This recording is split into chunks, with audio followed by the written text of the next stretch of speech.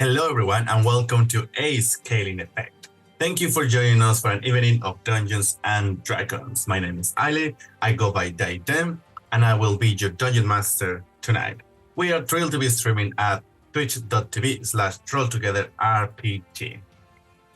This game follows the events of A Divergent Dream, and we are joined by some familiar faces and some not so familiar.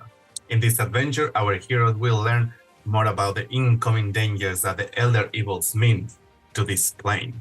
We may, or not, visit the Feywild.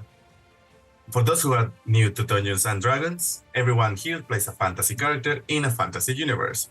The 4 players each have their own unique character with sheets that tell them who they are, what they can do, their deepest secrets, and what dice to roll.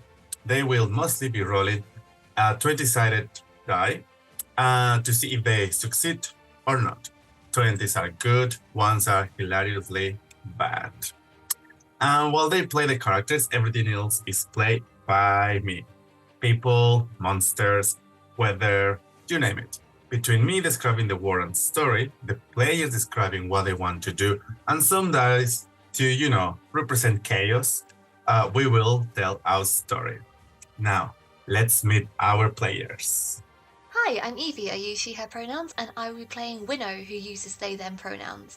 Winnow is a Way of Mercy monk, and is also a changeling that does not have any changeling abilities due to a curse, due to some misadventures that may have ended up with a previous party very dead, and Winnow very cursed by some otherworldly being. We'll see if that pops up at all, but they are currently on their way to meet their official familiar, Sarah, in the next town over, but who knows what hijinks will happen between now and then.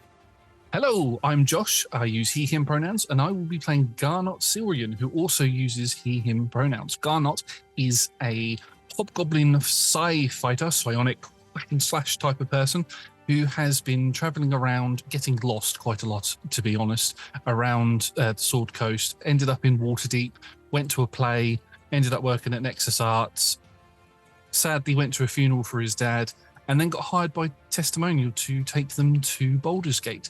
And as always, he is accompanied by his best friend, Roger. What shenanigans will we get up to? Hi everyone, I'm Steve. I use he, him pronouns, and I'm playing Testimonial Rattleward, a Mark of Scribing gnome wizard who also uses he, him pronouns and is never far from his Wand of Wonder or his pen and notebook, taking notes and maps on all the adventures. Hello, I'm Michael. I use he, him pronouns, and I'm playing Professor Jaxus. He is a professor of the Feywild in theory. Maybe we'll find out whether that's in practice or not over the next few episodes. Beautiful, right? Now, here's a word from our sponsors. Check out our sponsor, Phoenix Dice, for carefully crafted click-clack math rocks for use in your favorite TTRPGs. Phoenix Dice work with recycled goods, meaning their products and packaging are all made from sustainable materials. You can go to phoenixdice.com to check their entire selection, and if you put !dice in the chat right now, you can enter yourself into a raffle with the chance to win some dice for yourself. We are delighted to be sponsored by Idle Champions of the Forgotten Realms, a Dungeons and Dragons strategy video game that brings together D&D characters from novels, adventures, and multiple live streams into a single grand adventure. You can select your heroes and formation, then battle through waves of monsters for free on PC, phone, PlayStation, Xbox, and Nintendo Switch. And if you put !code into chat, you can get yourself a free election chest. Check out our amazing supporters at Elderwood Academy, who make beautifully crafted gaming-themed accessories, including spellbook deck boxes like this. Ooh, look at it, disguised like an arcane ancient tome. They do hex chest dice boxes, scroll and codex dice towers, matching rolling trays, and all sorts of cool stuff. You can make your own, pick your own designs together with their online designer at elderwoodacademy.com. Thank you to our D20 Club on Patreon. You can join us from as little as one of your local currency by following the link in chat or in the description below. Our D20 Club are the best. They have created a fan Discord for us, as well as a wiki page to keep track of all the Roll Together stories. And you can find that at rolltogether.fandom.com. we are happy to be using Hero Forge and their fully customizable minis, which you can see on our overlays. And you can go check them out at heroforge.com. We are using D&D Beyond. During our games, you can check out our character sheets with !characters in Twitch chat below. You can find us across social media by searching for Roll Together RPG or by following the links in chat or in the description below. If you can't join us live and you want to see our previous episodes, you can catch up straight afterwards on Twitch, YouTube, or your favorite podcast provider by searching for Roll Together RPG. Finally, we play with a diverse group of players who play a diverse set of characters with wide-ranging sexual and gender identities. Our tables are trans and GNC positive, and we encourage and champion trans and GNC players and characters in our games. The DM and players may portray characters that are a different gender on their own. We aim to avoid misgendering, but we acknowledge that it does happen. We have a company policy in place for correcting people on pronouns. Remember, if we miss an instance of misgendering, we are open to being corrected. So please do let us know if something like this happens.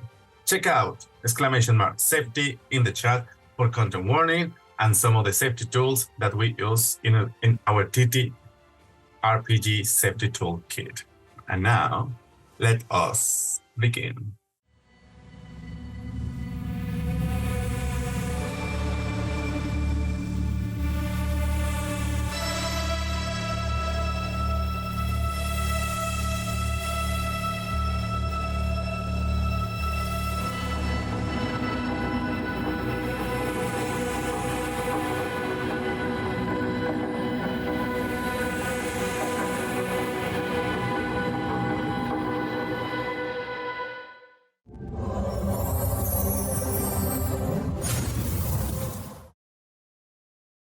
Welcome back, everybody. This is the grand finale, episode 4 of A Scaling Effect. And I think there is a lot of questions after last session. Last episode, there was a lot of revelations, a lot of fighting and epic scenes from all of our players.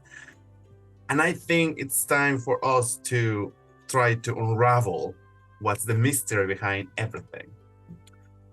So, after the battle with this sort of mechanical slat, the room comes back to silence. And we have, I think, really blooded Garnot. Well, I was on the ways to look not that badly harmed. Professor Jaxis, who after an epic move is now covering some sort of the remainings of some scars that seems like thorns and roots. More importantly, my suit is ruined. Yes. But remember, you have colorful toenails. And we know next to Professor Jaxis, a little bit oblivious about the whole situation. And they look just fresh like the morning. They had no harm. Testy, a new feature on your body shows upon the room, and maybe you will want to share a little bit. I mean, I'm not sure the other people in the room care about it, but that's it. In one of the corners, we have a panther lion kind of person. And yeah, this is where you are. Wake up! Oh my, just wake up! I'm awake. I just punched someone. Yeah, that's true. Yeah, sorry, I missed that. Yes, we know contributed to kill this machine. Of course, yeah, you absolutely clean. So you're crushed actually it to pieces. Okay. You're just gonna sit down on the floor defeated and just like flump. Okay, can somebody fill me in on what the hell is going on? Turns out we might have been in some sort of one of those, like dream thingies. You know what happened before when we went to go see, what was his name again? Oh, Mr. Cassell? That's the one, yeah, where we got sucked into his dream and we had to save him in that weird sort of infinity circle type thing where we had to fight that creature and I flung it off the edge and all that sort of stuff. Yeah, it was a dream sort of state sort of thing, I think, because this is the exact same room that we started in before we went out and found the Fey dark area. And I'm sort of walking around the floor with Roger running around with looking for something on the floor. Oh, damn it. Okay, So- who needs healing? Line up, orderly queue. The mechanical, that creature that that you finished off really did a number on Garnet. So Garnet, please, Professor, please. I'm just going to take. And he just slowly like slinks into one of the beds. I'll just take a nap. No break. Did you keep the receipt for the room reservation? I'm sure this is not what we were called in for here With his face, with his face like stuffed in the pillow. Yeah. No, I'm going to have to pay for it all. And Somebody has to. Somebody's going to. So the Ebony stands up and approaches to you and thanks Professor Jaxes for, I think, thank you very much for what you did. This is very strange because I have tried several things to get rid of the tattoo and all the other bearers of tattoos the same. Nothing has worked till now. We tried the same spell, but it didn't work. So what did you do different? So your tattoo is gone as well. Yes, Professor Jaxis freed me. Oh, it was you. Yes, I would have released my face from a pillow. Yes, I got rather frustrated, really. And, well, I said no to it all, and I destroyed my favorite staff. But the magic, and through some very clever, and not me, I feel like something else took over me at the time, some wonder, hence why my hair is now blonde, and I look the way I do. I released the power of the staff, and wielding that, I managed to redirect it into yourself and Ebony.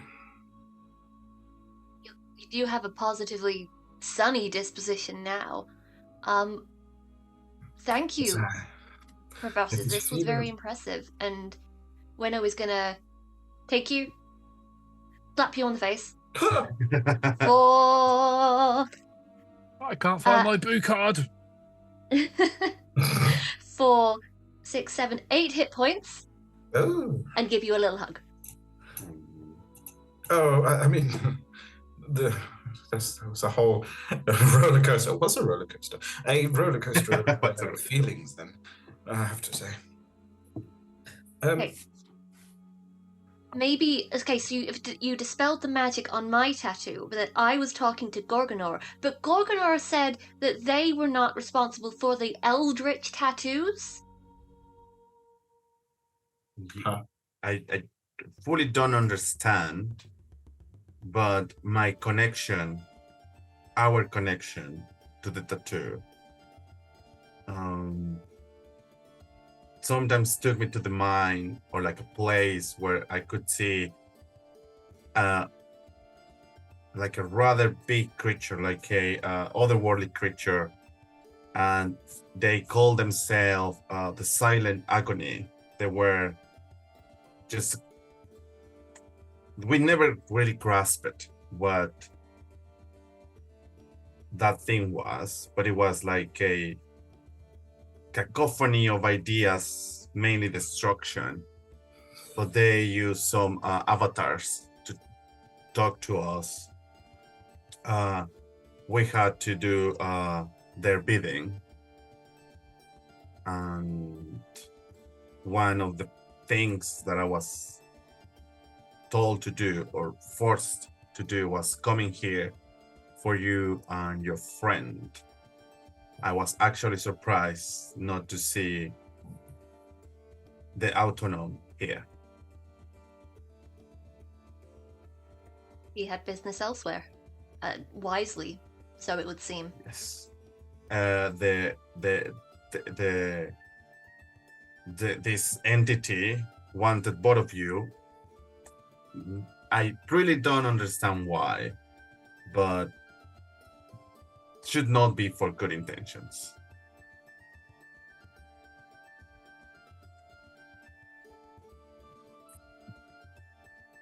Does that mean we need to go find your friend Sarah then? Oh god, yeah, Sarah might be in danger. Well, honestly, anyone that comes after Sarah is probably more in danger from Sarah. But as I have a duty to protect you, I have even more duty to protect Sarah. Well, I would say in the focus of contracts and duties and things, I'd argue the fact you slept through the most dangerous part of my entire life is probably broken, and you're free from that obligation. I survived, so yeah. And well, I have failed you. yes, well, if you have a spare staff of woodlands, that would be greatly appreciated. That's the only thing I'm interested in compensation for. Your services that have been rendered are free. Now, go save your friend if you so wish. I found you, you little bugger. And I just pick up two ends of Professor Jackson's staff, and I'm trying to fit them together. Oh. And while I do that, Roger's come with some ripped up bed linen and some thorns from the wall of thorns, and we've started wrapping the staff up. And here you go, Professor. It's fit. It might not be as like magical as it was before, but I mean, it can help you walk or smack things. Maybe. Here you go. Well, I guess this can be a memento of my first ever adventure, I guess. Yes. And sort of stuffs it in his bag. Something that you should also know, and everybody looking around the rooms, is like there was other agent sent here in case I failed, and they should not be far from this location. So I think we should leave soon. Would you say they're like 8 hours away, so we could like get a long rest beforehand, or do we sort of need to go quick sticks? Because if they're coming after us, would they be potentially coming after Sarah as well? Because Sarah's not here. They went off to Baldur's Gate. I think they said they were going there, didn't they? Yeah, Baldur's Gate. Yeah, they were going back to see Mr. Cassell, and then they will make their own way to Baldur's Gate. So does that mean that Mr. Cassell's in Baldur's Gate, or is he in the other place that we came from before? So Mr. Cassell is in Smalteran, which is like the first city of the adventure. So Sarah went back, and then she will do her own way to Baldur's Gate. We can definitely try to. When did they leave? How many days ago was it? I think it was just the It was day, yesterday. right? So just today. So if this is the night, They could probably run down the lane and find them. I mean, we've been together. It feels like we've been together for so long because we were like in that same dream. I'm guessing we were all in the same dream state together, and that felt like it was ages. So even though we've only known each other for a few hours, it feels like it's been like 4 weeks, maybe. I mean, I've taken so many notes. I mean, I look at my actual book and I'm No, like, where are they? So probably it would take Sarah a couple of less than a week, or about a week to reach Smalteran. So they are just 1 day away, kind of thing. Okay. But then maybe they got some help from merchants going there. So it's difficult to know. But if any of you have sending or scrying, you may be able to. But I I'm can run real fast. I'm completely unmagical. I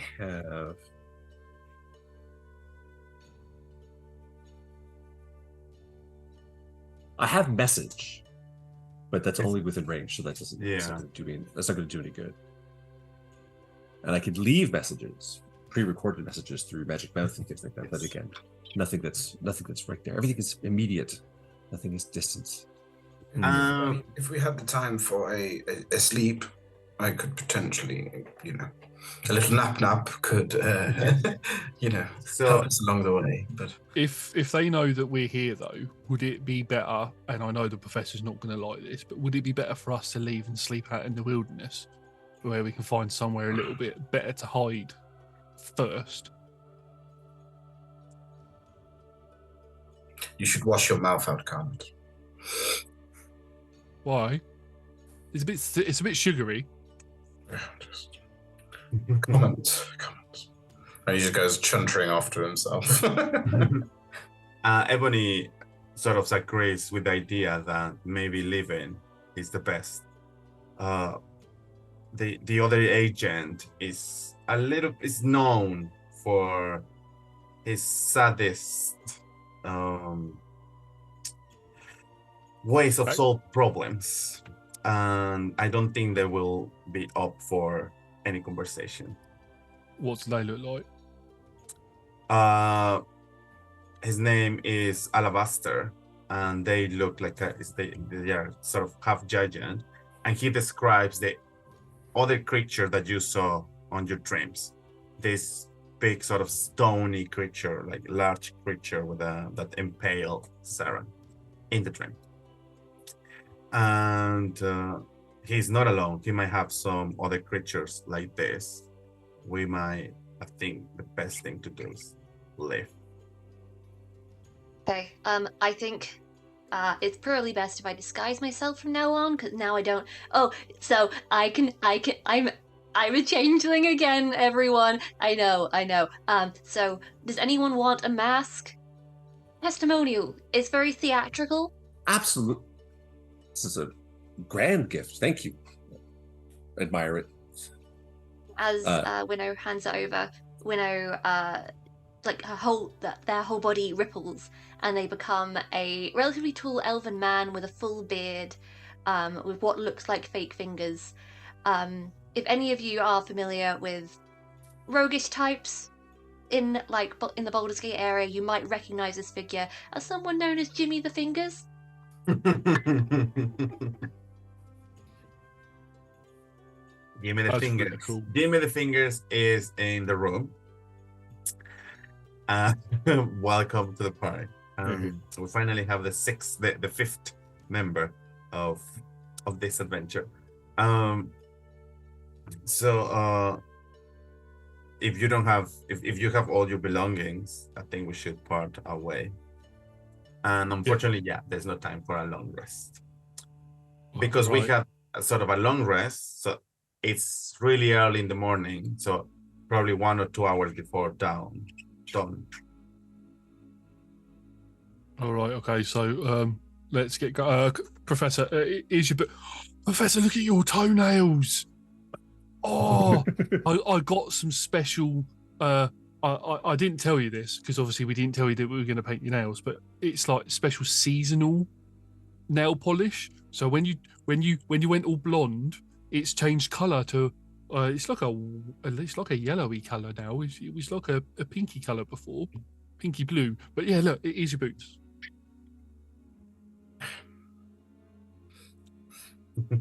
But a protective varnish on top as well, so it should last for a while. Oh, brilliant! It's a bit like my ones, and you can Let's see make that. it canon. It gives you +1 to your racing. Do you want to know the worst? My initial reaction is to be, shooketh. Absolutely shooketh. But for some reason, I have this weird tingly excitement about all this, movement and adventure, and it makes me feel a little bit sick. I don't understand what's going on as of right now, but I seem surprisingly excited about all of these things. I'm just gently punching you in the shoulder, going, see, you're getting it, you're getting it. Anything. There. Okay.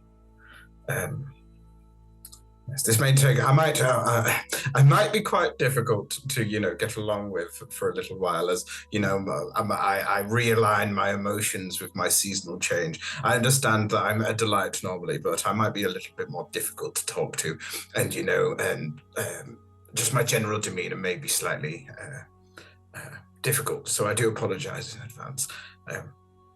Yes. Before we head out, Winnow, would you mind giving me a couple of those, pop-pops, please? Because you can't tell I'm bleeding because red skin, but I could do with a bit of punching. Okay, I'll give some regular healing first. Will be beneficial. It will help aid the process along. That's me using a feat, and that gives you where are my feet? Where are my feet? Character sheet. Do your thing. You're standing on them. 5, 7, 8. 9 HP. Yep. Is this about time to say that there is actually a way I could heal us all to full in very little time? There is punch. Sorry. Yes, but it would mean I'd be very severely hampered in any other spells. No, don't worry about it, Doc. Professor, sorry. Don't worry about it, Professor. Winnow's just healed me up nicely. Oh, one other thing I'd like to point out as well, just before we do go on. Well, it's not so much point out; it's more question. And I'm just going to look to testimonial. What was that? What was that thing on your arm that you did? You haven't got one of these tattoos like Winnow has now, have you? Everything feels itchy since the dream. Remember, Winnow, I duplicated your tattoo, trying to show that reality is we could write our own stories, and now I had one mark, and now I have this further down on my arm, and I pull up my sleeve and I show, it's like a stylized dragon claw. It's a bit of a garble, but I move my arm and I try to figure out what it looks like. And when I saw you in danger, Garnet, it flared up. So this is a new thing. And I presented to Ebony. Is this something that looks familiar to you? I'm looking at it for eyeballs. Has draconic writing on it. I can. It's probably just images. So everyone here can make me like an Arcana check or a investigation if you want.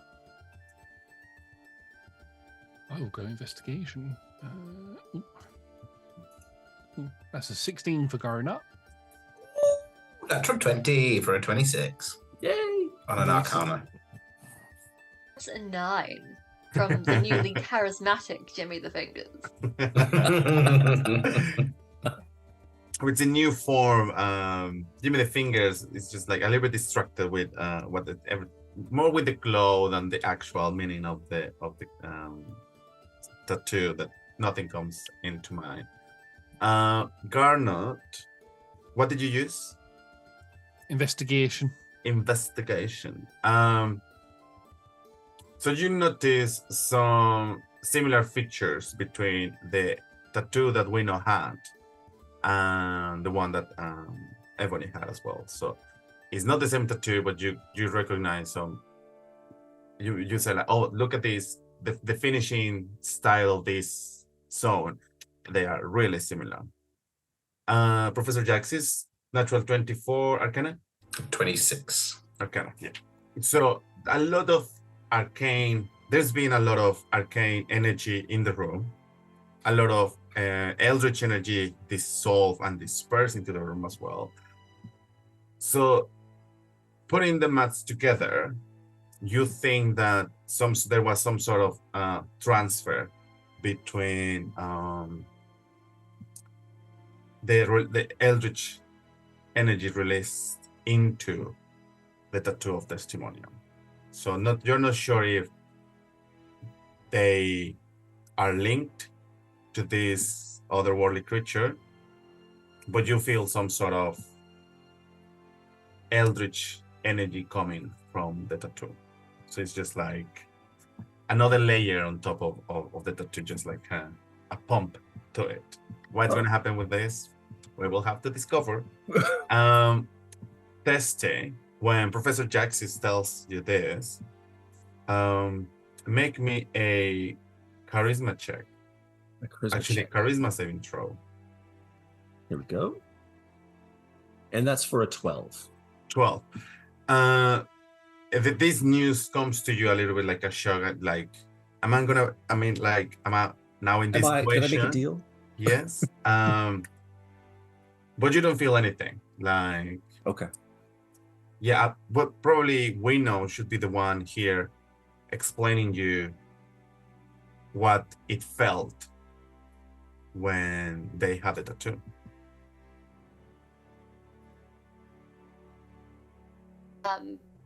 How did it feel? I think Ebony and Wino just explained that there was this sensation that you were being observed. Oh, yeah. Yeah. But you don't feel observed, Teste, at this point. At this point. So, quite respectful audience. Yeah. I mean, patron. I mean, I don't know what's happened with this, but I feel I should be very careful with what I do in dreams. With a bit of a flourish, Winnow, or Jimmy, let's go Winnow, takes out a bandage. You notice that they are much more flamboyant in this form than they were as their normal selves. Here, bind it with this bandage, and any eyes that pop out may not be able to witness you. There are eyes. Of course there are eyes. I'll find it extra. An eldritch tattoo, of course there are eyes. What do you expect? I didn't expect it. I'm being a hypocrite. But now we know. Oh, I mean, that sounds like a very painless way to get a tattoo. My tattoos caused not a lot of pain because, but, they hurt a little bit when I had them done. So they're not magical at all. But, yeah, just keep an eye on that. Get it? Eye. No? Should we leave? Oh. Yes, Ebony goes yes. Yes. So Ebony goes at the front. He opens the door, and you remember that you were in this cafe kind of sort of place, or like a plaza with a lot of food stalls and everything.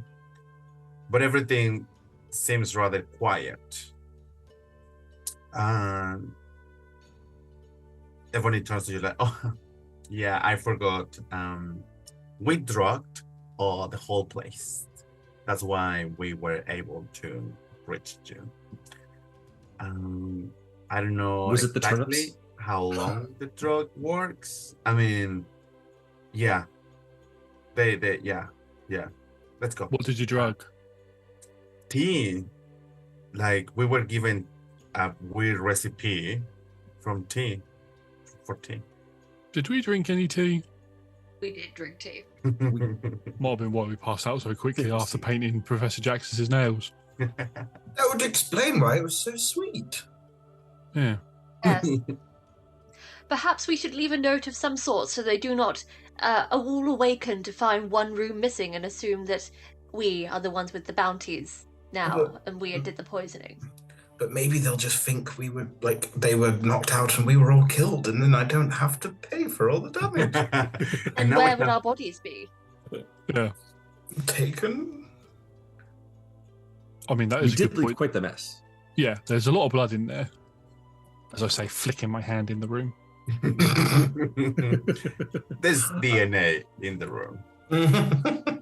Well, that's a completely different story, and No, I thought if the equivalent of CSI or all those police shows comes to this room, they will be collecting DNA samples everywhere. Okay, so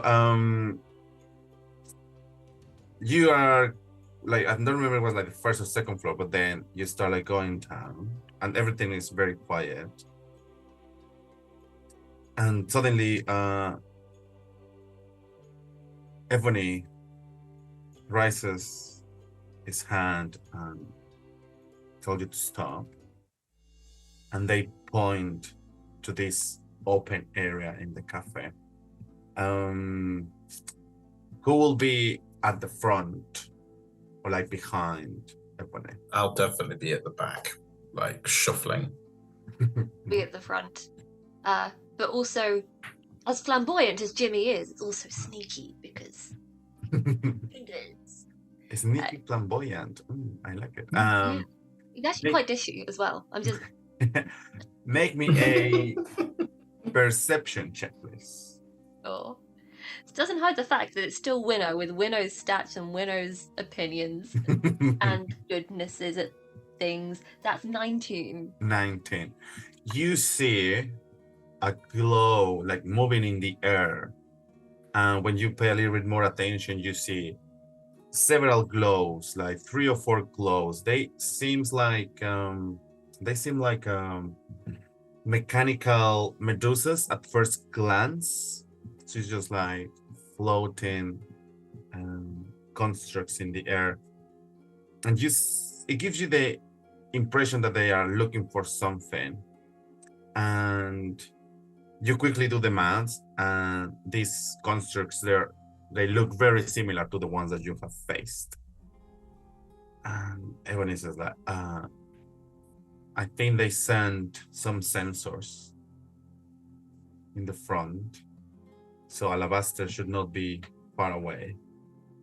We should not be perceived, seen. I'm not sure what is the word for these creatures. Let's say perceived. Sneak out through the kitchens. So you are in the stairs still, about 30 feet away from them, so there's enough space for maneuvering. Garnot, are you a click-clack kind of character? When you move, do you have disadvantage? I do not. I am wearing breastplate, so I do not have disadvantage. Although Roger has come out of the armor, hearing that there's mecha Medusas, he's come out of the armor with polish and a rag, and has started polishing the shield. So it's like you can almost see your reflection in it. Jesus, I love it. Ebony, stealthy, keeps going down. They go a little bit slower, but more careful. I will need you to make me I was waiting for this. And now I have plus 13 to my stealth.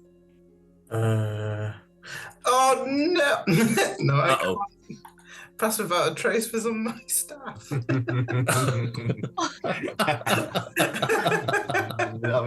didn't prepare it because it was on my staff.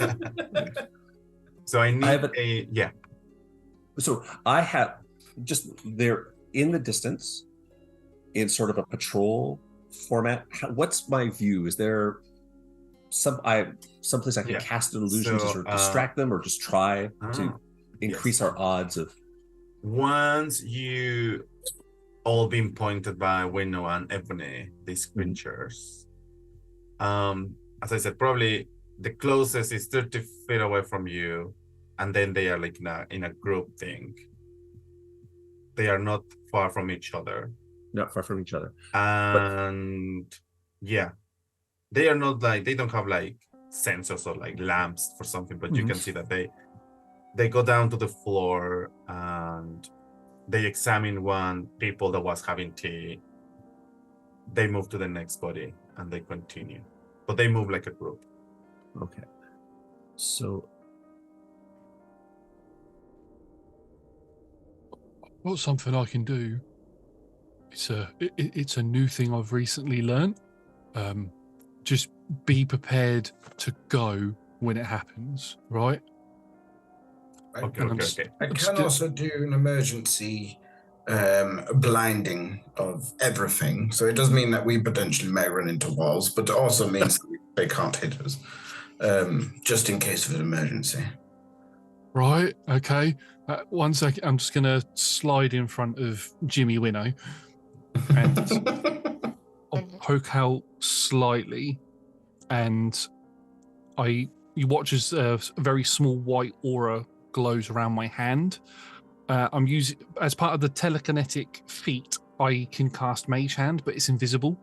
So I'm doing it as if I can pick things up with my hand. So any tables or anything that have got like bits of cutlery or chairs or anything, I'm just going to pick something up and then use the hand to launch it across the other side of the room to try and cause a noise so they turn that way. And then we go. Is this a sort of group effort? So Testy, Garnot, are you going to do something coordinated, or it's just Garnot's? If Tessy's got anything, then Well, I've got Major Imager, which has range, so we could pick something quite far away, and I can make it look like a body move, or one of the drug patrons would have knocked that thing. So let's pick our friend far away. Yeah. I'll throw it, and then when they turn to look that way, your illusion can be sort of like disappearing around the corner, sort of thing. So Exactly. All right, let's do that. Exactly. So there'll be a little blur. Yeah. All right. So Major Image is like 120 feet, so you have plenty of range. Mm-hmm. How the layout in my mind is, originally you came into this building, and the office, like the desk, the reception was at the very end, and then the stairs to go to the rooms were above that. So right now the only exit that you know is all the way to the corridor or through this space. There might be other exits, but you haven't investigated the building enough. You also know that at these positions of back of the building is where all the storage rooms were. So, and you also notice that this space is bigger than it looks like. So let's see if you don't get lost in a maze. I'm joking. Where do you want to project this image? So if you say opposite side of you, that would be the main door. Okay, so when with the Mage Hand as part of the feat, I can cast it at a range of 60 feet instead of 30 feet. So I'll pick something up and I'll lob it to the left side of where. So looking, if we're sort of at the south and the door's at the north, I'm going to throw it west. Mm-hmm. Okay. I had to quickly do that in my head. If you look down to the corridor, to the exit, to your left. Yeah. Test it. So I'll look at around that range, and I'll look at one of the patrons. I'll look at somebody who's sort of gnome sized. Yeah. If with any preference, something with somebody with a flamboyant coat. I'm entirely projecting myself out here, but that's in a moment of panic. This is how I know how to act and create. So I will cast an illusion as well timed as possible of that patron sitting upright and running to the west, to the nearest door. Great. Not to the exit, but to what's west, like the storage area, or as far as I can imagine. So I'm going to So Garnot uses telekinetic energy to throw away like a spoon, and before it lands, the illusion of this patron of standing up appears, and you see how this group of things sort of like turn their attention to where the location where all this is happening. They don't move. Like, in my mind, I don't want for this to be pictured like the squids from Matrix. Probably this is where we're going, right? But they start making their way there. I still need your stealth check But thank you for that. You can do with advantage. And now your perception.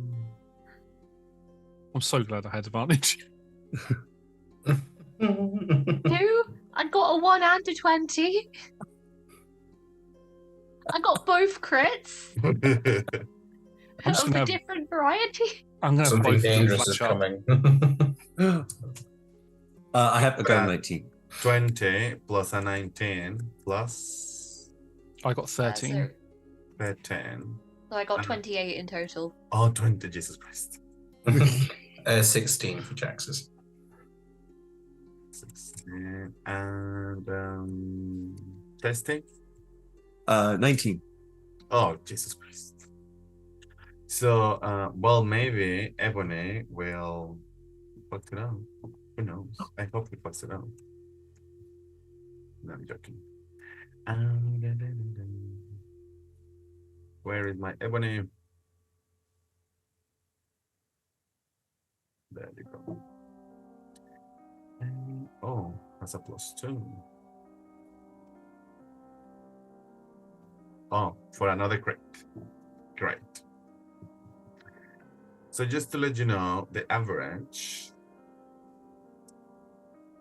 was 20.8, just in case. And my creatures had a passive perception of 16. So they are oblivious of the situation. You stealthily make your way to the end of the stairs and probably a few meters through the hall. Now, make your image through investigation. They notice, right? Because it's just an illusion. That's right. So you did it to the opposite side. So now you are down the corridor, you're on the right side, image is on the left side. And I would say it's about 50 feet between, like, the width of this place. Given that some of the patrons, they just collapse where they were doing their activities, there is debris here and there. Cutlery, teacups, plates, bodies, etc., etc. So from here on, you will be rolling with disadvantage, unless you find a creative way to give you advantage. These creatures have ended up examining this. They are not intelligent, so that you will just keep moving the patrols. They will not actively roll for perception at this point. So, what's the plan? There is about 60, 70 feet left for you to reach the main door, which, let's remember, it was really heavy. And this team is not the strength type, the strong type. Oh, yes, you are. Well, I am. You are. Or whoever wearing the belt is, which is me. Yes. The mask is going to work better with my outfits anyways. Now, What can we do? We just got to keep going. Let's keep. It only worked for me, maybe. I was gonna try and Batman it across like awnings of the stalls and just kind of hop to the next one. And that just kind of leaves you guys to deal for yourselves. I love it. So I need a stealth check again with disadvantage.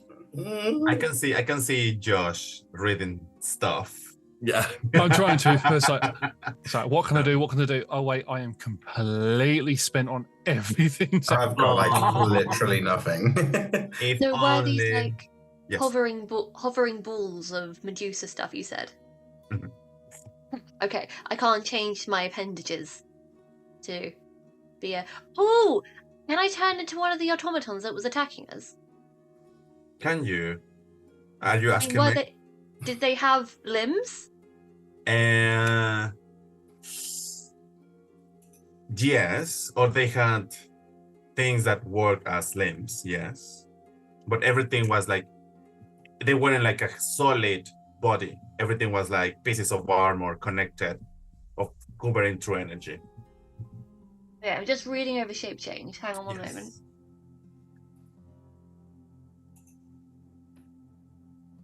So, Well, you're close.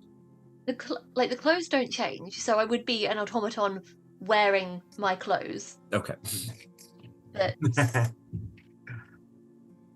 it seems I can just change my physical appearance as long as I don't change the basic arrangements of limbs or my size. It doesn't say anything about not being a construct, because I can change race. Yeah. You can change race. So you could turn into a automaton or into a warforged, right? Yeah. So I will say that you can have the metallic appearance of any of those type of creatures, but you will be leaning to look like those constructs, but you won't be identical as the constructs that you were fighting. They have voices. Noises. Yeah. You didn't detect any intelligence from any of the constructs that you have fought up to now. Okay. So what I propose, team, I could turn into one of the constructs we were fighting, sneak back to the room, wave my hands as if I found something, drawing their attentions towards me, while you make a break for the exit. Then I will stealthily change into ebony and slink into the shadows and follow. Why am I Nosferatu? It's the fingers. Arg. Absolutely. Why not just turn into ebony and walk out? Say Winnow went that way. I don't know. That's true. I thought the whole point was that we weren't. They thought we were all still upstairs and we hadn't left at all. Yes. That's a good point. But then that requires you to sneak back. Are there any tablecloths or rugs or anything on the floor? We could hide under a tablecloth, or I could cast perhaps I could cast Major Image again, because you create a volume that's a 20-foot cube. But if we were all very snug together, perhaps we could be inside the image of the mechanical. Can you slab. move the Major Image? Appears in the spot. I can use my action to move it to new locations. And I have the malleable illusion feat, so perhaps we could sort of be 4 adventurers in a slab coat. And So I think you can use the spell to create some sort of fake image, like in the cartoons where they take a picture, like no cartoons, like in a heist movies, they take a picture of the corridor and they put the picture in front of the camera. So okay, and then you can move that and change the appearance of that, and you just will be standing back, which will give you definitely advantage on your stealth for side, but you will still have some things on the floor to be avoided that may cause some noise and etc. So we could do that. The advantage of the disadvantage would cancel out, so we could just clean rolls. So let us. Yeah. Sounds like our best option. The magic of theater. Was that a no on the distraction? Oh, I think it's best that we all stick together. Okay, fine. Not that I wanted to have a stealthy hero moment or anything. It's fine. I think you'll get your chance to have your hero moment. I don't think it's now. Also, Ebony points out that we need someone who is able to open the door. Because looking There is that at as well. Ebony's stats, Ebony is also on the deck side of this. Right, when I become Jimmy, I become a bit different. Yeah. The illusion of a layer, like a picture of the room, appears as a moving wall, which my heroes will use to reach the main door. I need you to make me a stealth check with advantage, but you have disadvantage, so it's a flat roll. So roll a lot of ones, please. Ooh. To 17. So when do you do? Very good. 2 times 22. I got one higher than last time, 14. Nice. You carefully avoid all those little things around the floor. Who was the 22? I have 22. Yeah, we know. And Tess, yeah. Both of you, as you move, there is a point where you see Garnot not being so aware of the surroundings, and there is a little bit like he just pulls enough a tablecloth so that things start like falling down, but the two of you are just like last second just catching them up. Pulling back. Garnot's oblivious about the situation. He's just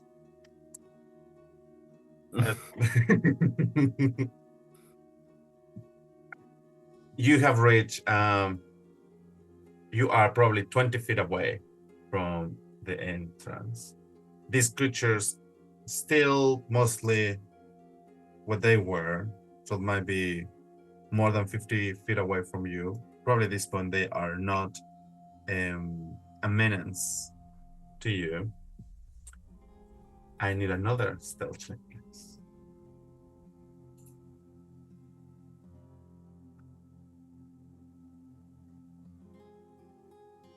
What happened, Jimmy? Those fingers. I rolled a 21. I'm guessing nobody else rolled very well. 7. 1 for a 9? A 6 for an 8. Oh no. Testing. 7. Ooh. Garnot has Roger comes out and starts pointing out the places, mostly like go here, then go there, then go there. And Garnot just he reaches the door. And as he celebrates, he just starts hearing like things falling down and out single of the tables as we know Testy and Professor Jackson. Something happened. You know, probably they saw something funny. One funny situation of two patrons happening, and they just lose it. And they laugh like silently, but all this movement is just like they can hold it and they chat. I think it's the way that Garnot gets to the door. Instead of like going, he's like proper combat roll, pirouette, combat roll, pirouette, backwards flash, jump thing, and gets there and is like, aha! Roger just takes a 10 sign, 10s on the board. I need to make some perception checks. Oof. Okay.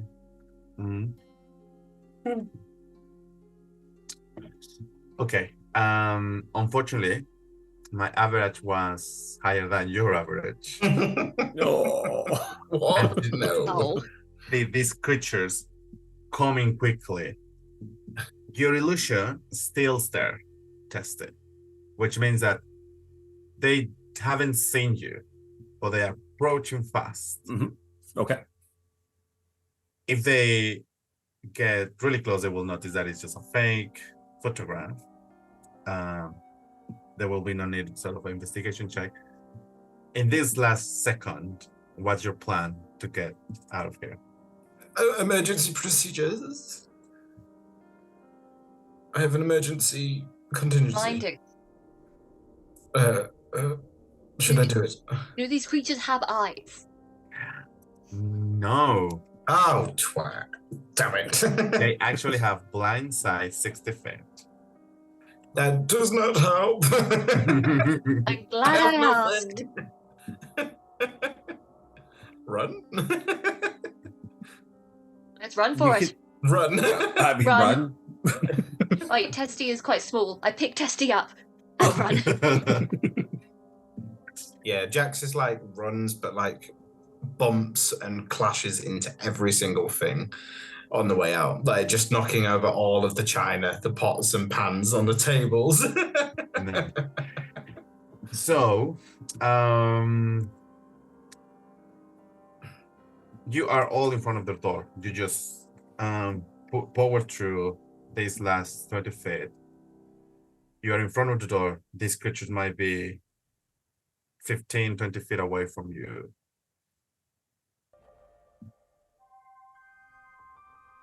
Tell me. I just Winner? imagine that Garnot lands and is like, ha ha, Roger with the 10. Everybody else just charges towards him, piles into him, and we all just burst out the door in a heap. If that's right. I just think that'd be hilarious. I will have a make everybody a athletics check to use the inertia of the moment, as you said, just to power through. So 15 for Jaxis, which is damn impressive with a -2. D20. I have no purchase. I'm in Jimmy's arms, over Jimmy's Over shoulders. my shoulder. Over your shoulder, so 2 for what it's worth. But I can't imagine that I'm doing anything here. 21. 21. Okay. It is enough to do that. So as Garnot is slammed against the door firstly, and then with every single other Professor Jax's, Wino and Testis pushes, the door opens. But I'm gonna make some roll attacks here. We're not in combat. It's just to see if they manage to attach to you. Did I say attach? I did. Sorry. Like emotionally? Romantic? I like that. You know what?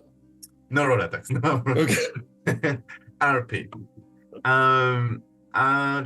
So there will be one attack to each of you. I'm gonna start as I see you in my screen.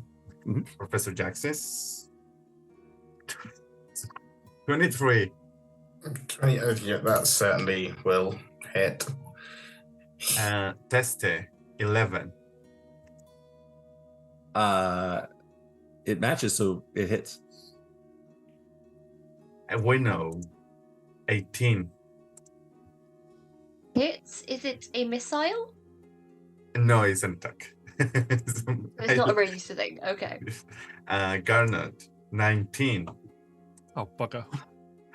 Oh, I wasn't expecting that. I apologize, but I'm also yes. Ebony has a 16 or 19. As they go through the illusion, you see them just attach to you. I mean, you roll through the door, and you feel like it's like a sting in your bodies. And as you stand up, you tell me where it attached to you, like a little mechanical Medusa attached to your body. You all take 4 points of piercing damage. Oh! Mm. What were those noises? And you below your 50%. Jesus Christ. Okay. Oh, Ebony has like his fur is black, but if he had skin instead, he will be a little bit pale, as in, oh, we fucked it up. And I think this is a good place to finish the first half Oh, of No. today. we're gonna get beaten up by tentacle robot things. We'll see you in a couple of minutes. And yeah, see you soon. And we are back. In the first half, we tried to stealthy get away from here because Ebony says that Alabaster, someone that we haven't met yet, but that we saw what they were capable of during the weird hallucination that we had, or dream. As we almost left the building, stealthily unperceived by these mechanical medusas, we were caught, and everybody were caught, including Ebony. What's going to happen is to see. So let's go back to the adventure as everybody stands up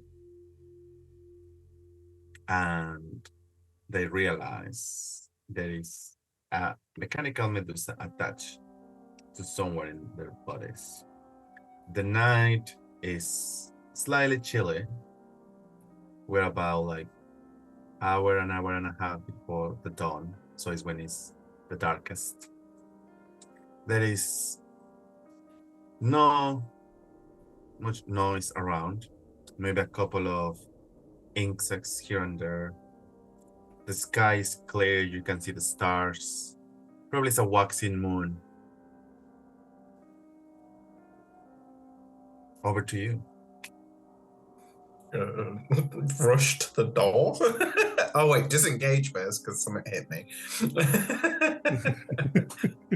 We take off the thing. Try and... Yeah, first thing I'm trying to pull the Medusa off. So It's I need you to make a grapple contest. So this is going to be a strength check. Sorry, what do you mention? athletics. This wording is weird because it should be a contested, but it actually tells me for a save throw. So strength saving throw, 15.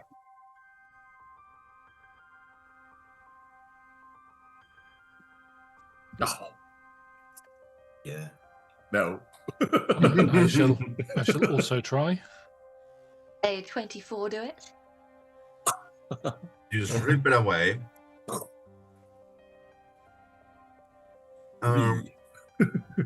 As you pull this thing out of your body, two things happened.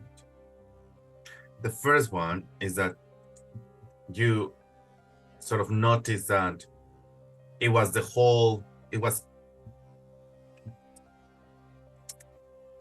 how to explain that his whole sort of objective was to get attached to you, and once it's not attached anymore, it loses every movement. You can interpret that died. So now it's just pieces of metal in your hands. The rest of you sit this. And the second thing that happened is there is a faint trail of light between the creature that is attached to you and somewhere. And you can see like a little energy thread that just extends to somewhere, let's say to the south, just to have a sort of a notion of direction. Ebony, I didn't roll for Ebony. Strength save. 8. So the rest of you are still struggling with this thing. You're not gonna take damage, but we'll see what the consequences are of this. Ebony says, we have no time. We really need to get going. And he starts running opposite direction, so to the north, into the woods. We want run. Can I try and help yanking them out of? Yes. So which with one my are you monk gonna help? prowess? Mhm. Sorry, I didn't hear what you said. I was too busy making hand motions. Which one are you going to help? Well, I was carrying testimonial, so Testy will be the closest. Yeah, I'm like, pointing at the shoulder. Do you want me to roll for Yes, please. athletics or strength again? Strength, yeah. Strength. Is that saving or just strength? Saving, please. Saving. Okay, that is 19. So you detach this other one. It sort of stops moving, and the trail stops as well, disappears. What is everybody else doing? Everyone is rather running. I rolled a 3, so I don't think I'm going anywhere right now.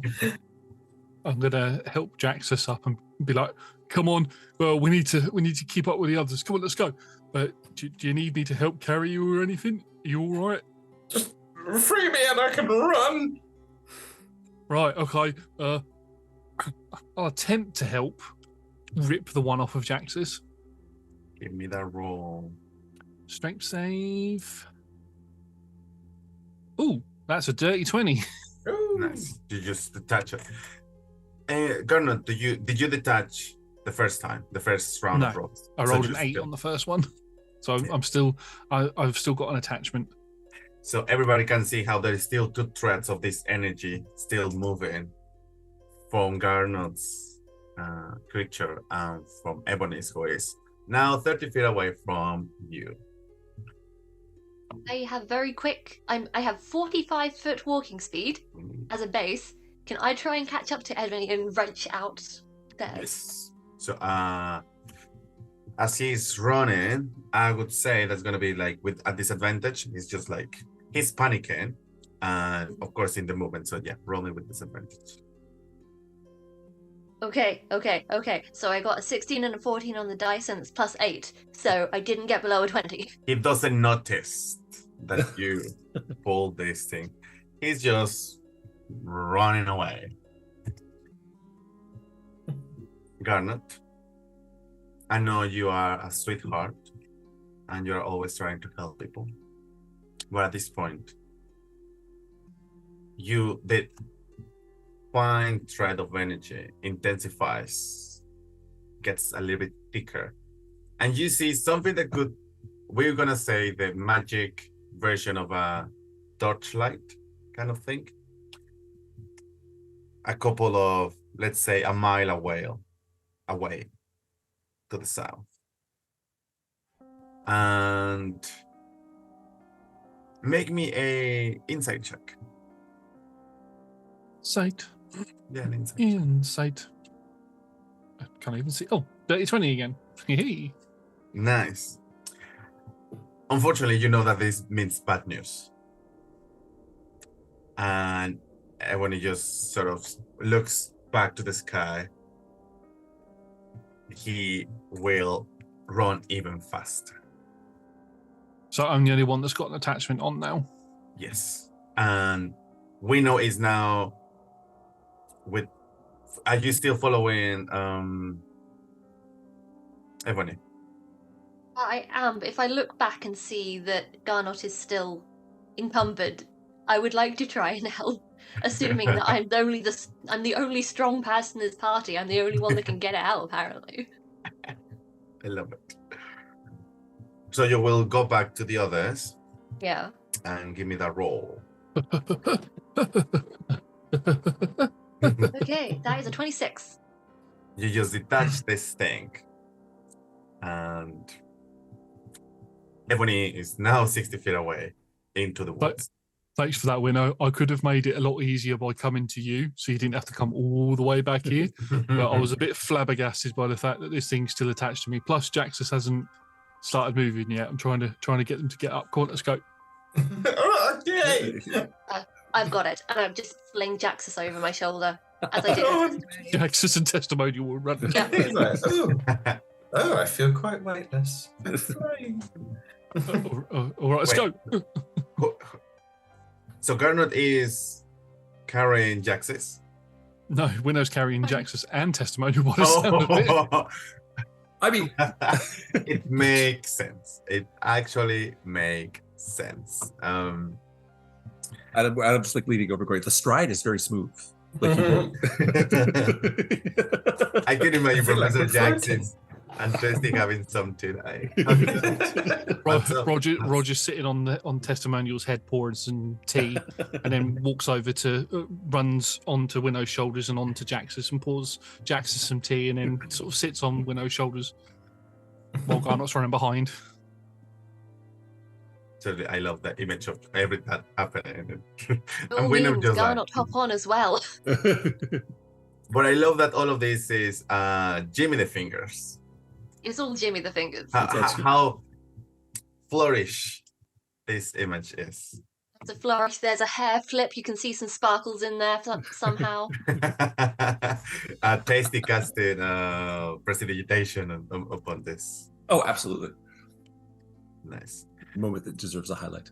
So we're looking at the back. Do we see anything that's Interesting. coming? Because I mean, we are facing backward. We're chasing after Ebony, so sort of. Okay. So you have no idea which way are you going to, but you No, go we're to the back. Yes. Jimmy's driving. That's okay. Professor Jaxis and Testimony, you can make me a perception check. Okay. All right. Ooh. There's a penalty on my perception. 15. Yeah, 15 too. My passive is 18 if that helps. I'm gonna take the 15s now, and you see this sort of flare reaching the peak point, starting go down, and just staying in the sky for a while. But you do nothing else as you start running into the woods, and now the woods are going to be a little bit of. At some point, this will get thicker, like the canopy will get thicker, and you will stop seeing the moon and the flare. And as you keep running, you all catch up with Ebony, who says, "I don't know this place. Does anybody of you has like a idea where we're going?" As he just keeps running. Have I been getting any headaches since we come No. outside? But you feel familiar, like if in the dream there was something sort of blurring your senses, while in here you feel fully aware of the how to describe the funny stuff that the Feywild do to you, in the sense of making you putting you traps or like making you go in circles. Garnot and Winnow, you are both like in full control of where to go here. But maybe Winnow will have a little bit of penalty on perception, given that he's just like running with these people. But if Garnot is leading, it's absolutely fine. I think if we go this way, we'll get ourselves lost. Now, when I say get ourselves lost, that's generally what I do to get to places. So that means it's going the right way, because you never get lost. You always turn up where you need to be at the right time. And I point in the direction that I think we need to go. You point to one direction, but you run to the other direction, which is weird, but it's still like Roger is having something. He just roll its eyes. He's just like, here we go. Actually, takes some map. Like, oh yeah, we're in the right direction. We are in the right direction. The map is conveniently ripped into 4 pieces so that it can be moved around just in case. So we've been here a couple of times. I would say, because as I imagine, this building was at the south of the forest, and you need to cross all the forest to get through and then make your way to Baldur's Gate. So it's a long way, but you feel you're confident that you can get to the clearing where the cross path to the Feywild was, if you decide to do so, because obviously that would be like a clearing, some familiar place that you know, and much closer than the opposite side of the forest. Professor Jaxis, with your passive perception, you notice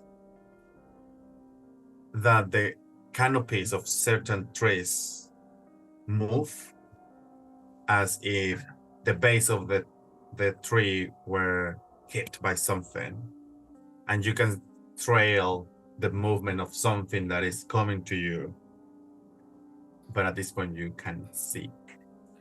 Well, no, I think I think we're being followed by something.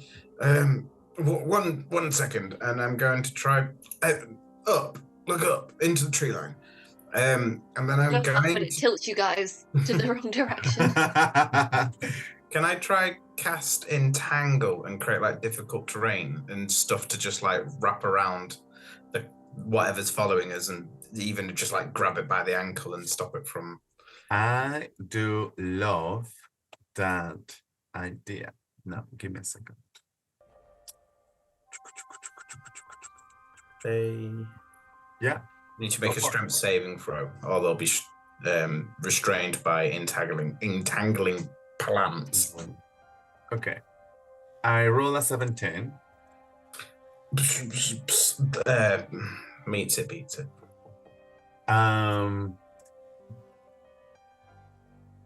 But you see that action stopping for a second, give you more space, like some more space between you and the creature, but the creature is still going on.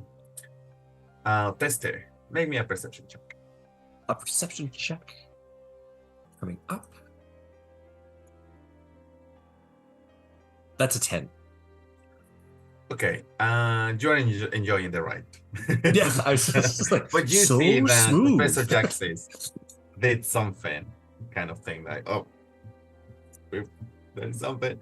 His expertise is wonderful to behold. Like, I trusted the experts. Garnet, make me a survival check. Let's see how lost. Wait. Before you roll, I'm gonna ask to the table. The higher the roll, the more lost you get, right? The lower the roll, because you get lost, you will get to the point, right? On the logic that Garnot gets to the places by getting lost. Because if he rolls a natural 20, it means he goes in the right way, which is not the right way. So we want a natural 1 here. I rolled an 18.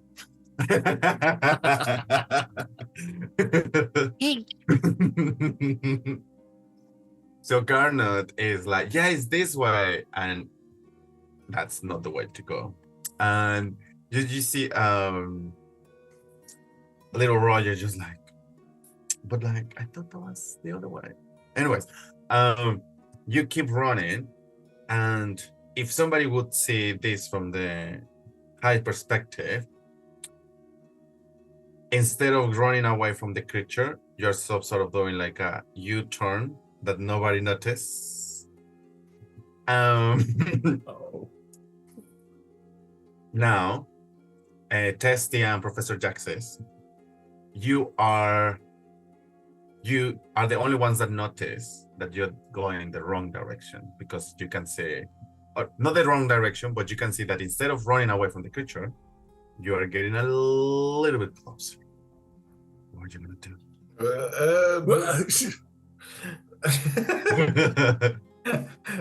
Left, turn left, go back the other way. But wait, we're backwards. Other left. Stage left. Wait a minute. I'm so confused. I thought we were going the right way. To testimonial. Testimony. God, do I have to do an intelligence check just to follow your damn directions? Very place. No. I think I need also a Jax's and Teste performance check. Excellent. Every time they tell you to go a different way, you're swinging them round, and I'm having to duck to avoid getting hit by one of them. Dirty 20. 16. They perfectly give directions to you. Very complicated. Very, very complicated, because both of them are like scholars kind of thing. So, what they do. What was your role, Winnow? I will give you advantage because they did really nice in their explanation. Same again, but I have inspiration, so... Oh, yes. Fuck yeah. So that's 19 minus 1 for an 18. I love the -1. It took you a while because you need to process every single line that they have explained to you. So it's like, okay, this. And then actually, at some point, they use double negatives. So it's like, okay, wait, how many negatives? This way. Yes. You keep running.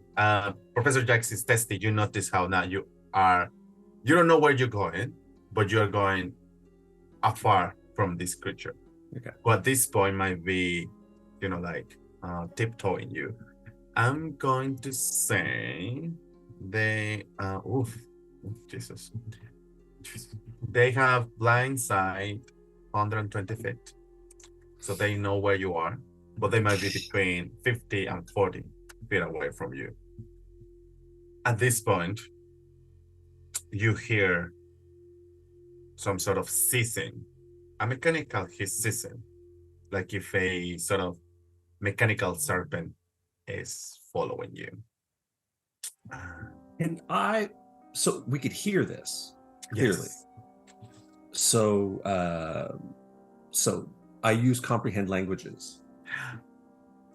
Jesus Christ. Yes. To describes insight. So it's like, yeah, they may have overprojected it. I can pick up. So bad news. This creature doesn't speak any language, but I will give you that. Let's say, in this universe, the real universe, dogs bark, right? And if you hear a bark somewhere else in the universe, you would say, "Oh, that's a dog," right? If you know that the sound of this creature comes from another plane of existence and would be from the Faerun realm. Obviously, this is not the language from like aberrations, but if aberrations had some sort of animal speaking, you will hear this. So you'll immediately connect the point with what have you seen? You've been followed by another aberration, and that's as much as you get. Of course, with an easy insight check into those little noises, the creature is angry and is looking after you, but there is no elements of language from this. Garnot. Oh, sorry, test it. Well, I was just going to share the information with everybody. I've seen I speak deep speech. It sounds like a play I've heard. Like I'm trying to figure out how to make sense of this. I just communicate that something's angry, must go faster. Is the gist of what's is the gist of what I'm saying. Garnot, give me that natural one. We need it. Oh, yes! It's on D&D Beyond. Natural 1 for a 2. As Garnot let go of any rational thought, and is just driven by instinct and this sort of calling from nature that he's having from the dream, and just right now in the in this forest, you find yourself in the. Actually, I forgot to ask. You are taking us to the clearing, right? Whatever way leads us towards Baldur's Gate and safety. So this clearing is on the way to the opposite side. You get to the clearing where you jump into this water pool and ended up in the Fey Dark. At this point, mechanically, this is a nice place to have an encounter because obviously you can see the creature. I mean, I'm not saying let's roll for initiative, but this is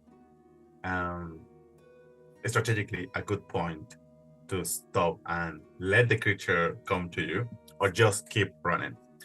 Oh, a good ambush point. So.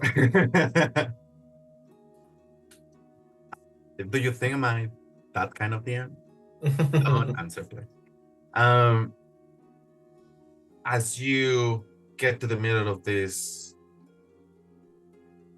clearing, let's say it's a circle.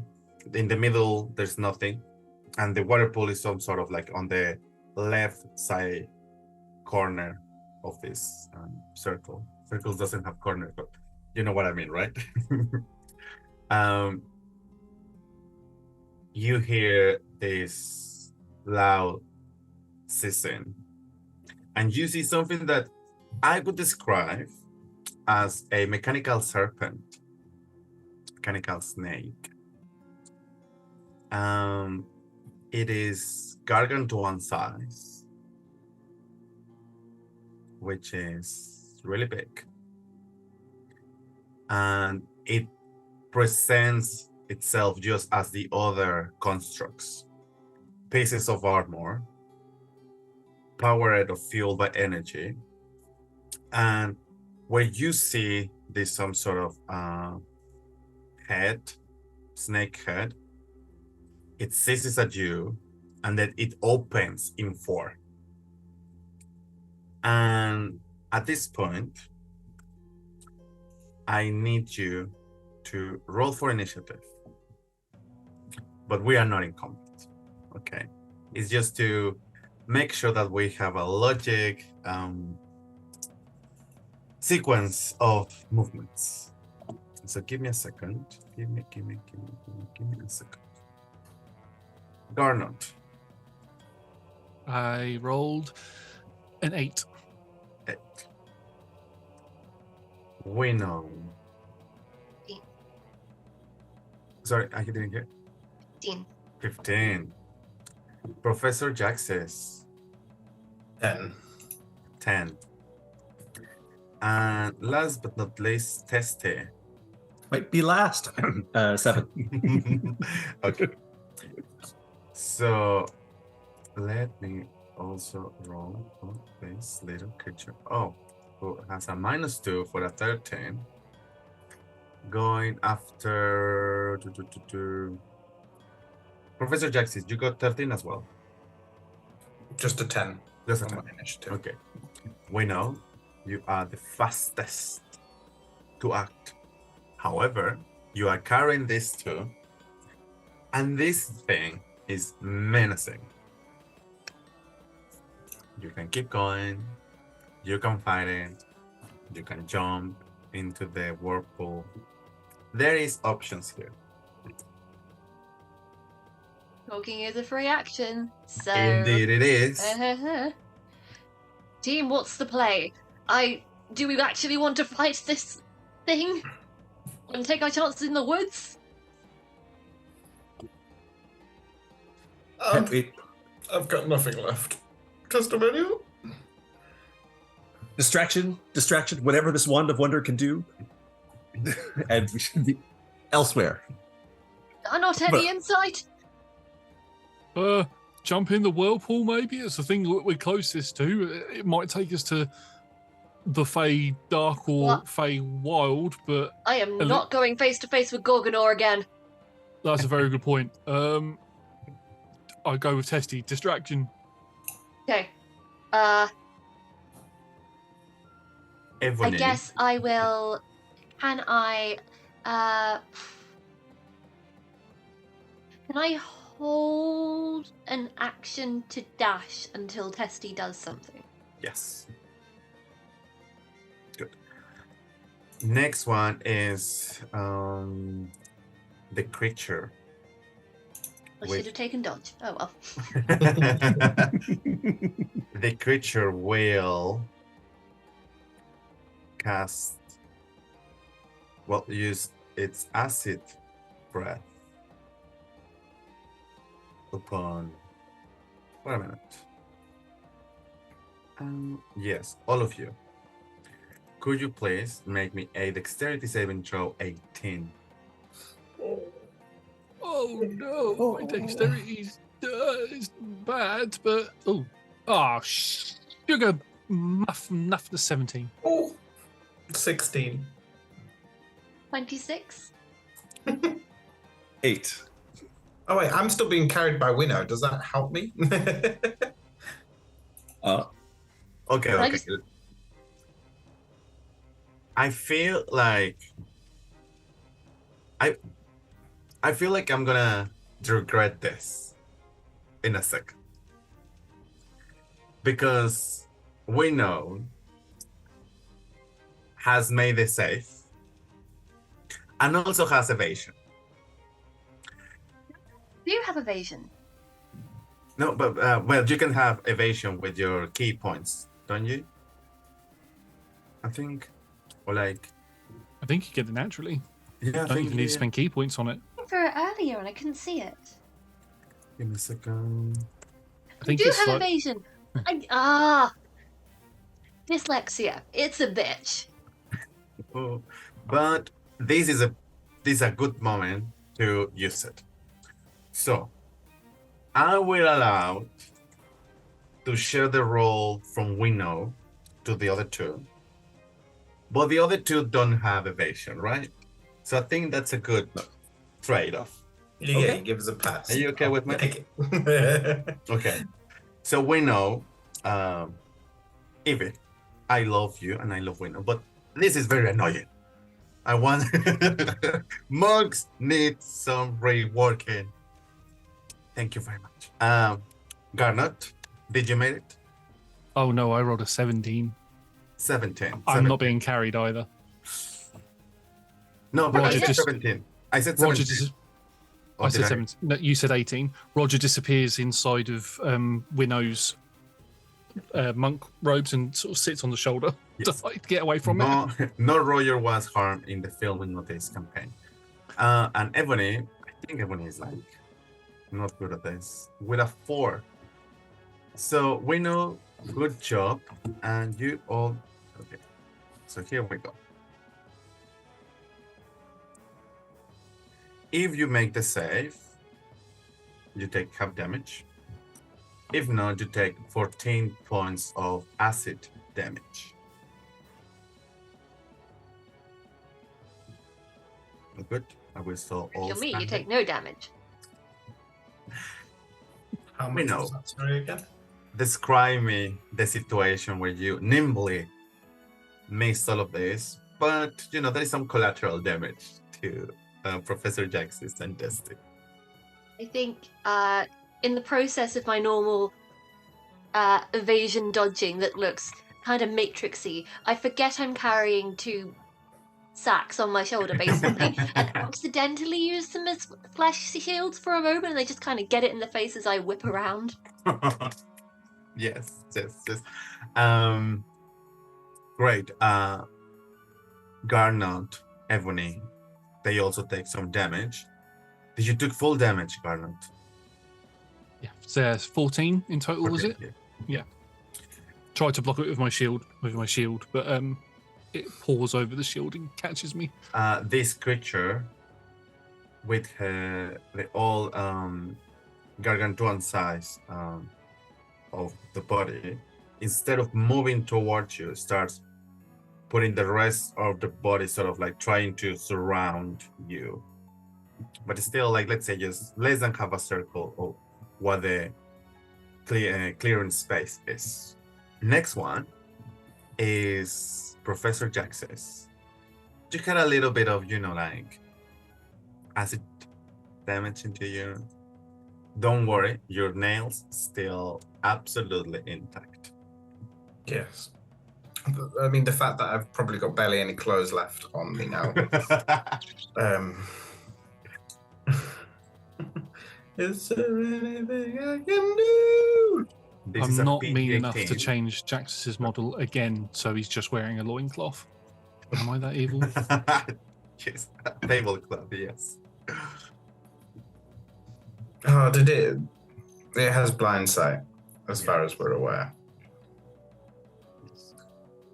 So, I could try and tangle Power. again. Give you that information. Sorry? I could try and tangle again. That's literally all I've got left. Go for it. A strength saving throw, please. See if we can trap it and great escape. I'm sorry, I run at 22. I roll a 22. No. It is not trapped. The next one is Garnet. You token is a free action. We know. What was the general consensus? Like, we're gonna try to do something and then keep running. So I know you're holding your dash.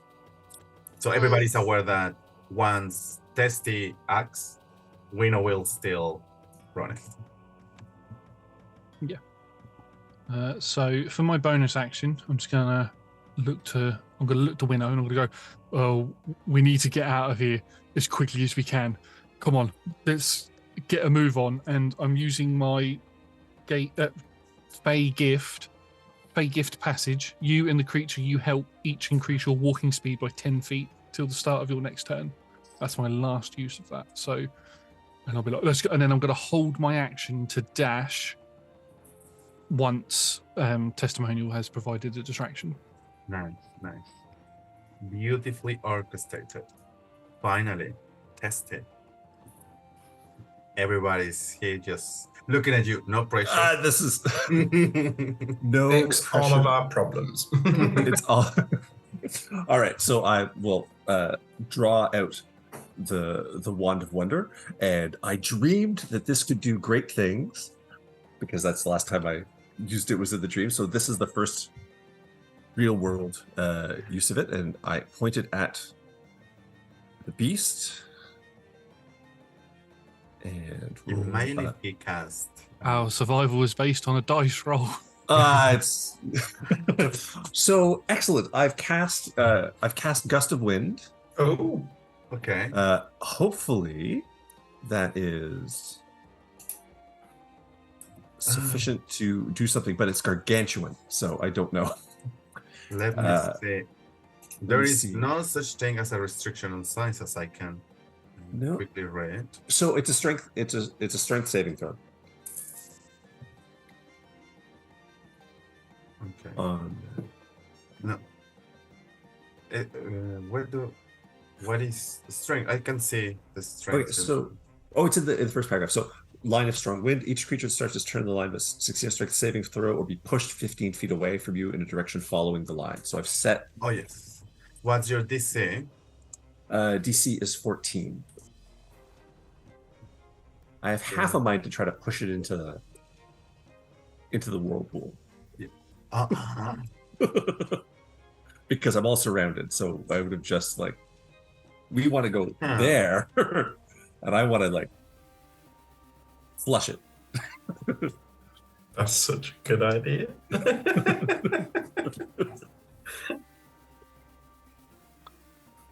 I really hope this works. For you. 13. Yes. So, describe me how you cast Gust of Wind. So I have the wand.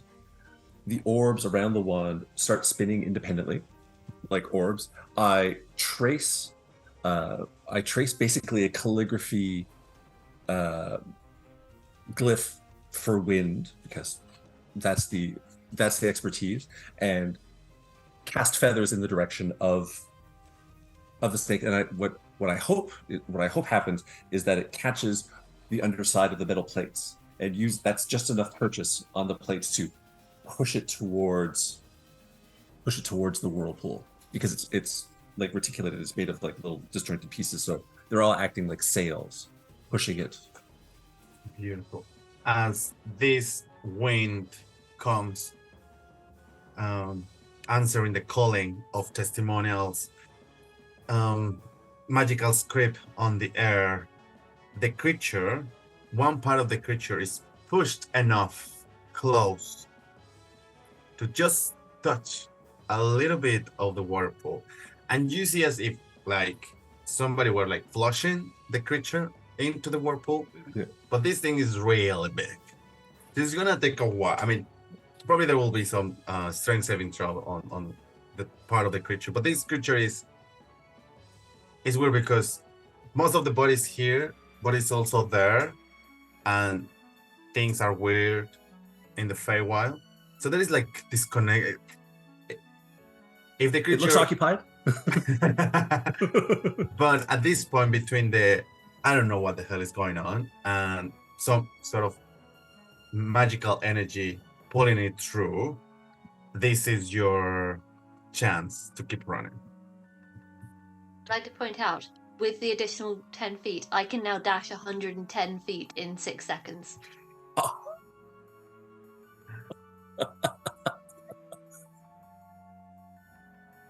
So, having said that, Garnot and Ebony start just are having difficulties to keep pace with you, we know. I'd like to do You something can do- different if that's all right. Circles Okay. around them and then keep running.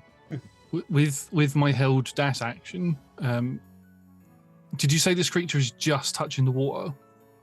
No, now it's in both sides of the portal, but just the slightly touch of it activated or triggered the effect of pulling it through. Okay, so I'm just going to look to Winnow and go, get the hell out of here. And my dash action is going to be to step into the gust of wind and propel myself into the creature to try and knock it further into the pool with my shield in hand. Why does Fastball he always special. do this? Fastball special. Fastball special. Yeah, it's the okay. Garnot fastball. Let's make a contest here. Well, is your feature the roll for your feature requires an attack, or is it an ability check? Oh, I'm just using it's because I used my held action to dash. I'm literally just hoping my body slams into it and pushes it Okay. because of the force, the gust. So I'm gonna say that in here is how fast can you run, which is dexterity. Yep. So make me a acrobatics check. Would it be with advantage because of the gust of wind? Because I'm using that as a propellant. Sounds What is that? sounds good to me. Sounds good to me. Well, that was a natural 1 and a 6 for a 14. Roger, in a very cinematic dramatic way, he's like, no. While still on Winnow. As you just hit a wall. No. You hit the wall, but this creature is still moving. So you spin in the ground. You are, I would say, out of the reach of the creature, but you are being left behind by the others. At this point, it's you, Ebony, a few steps away from you, and then Winnow and the rest, several feet away from this situation. But there is something funny.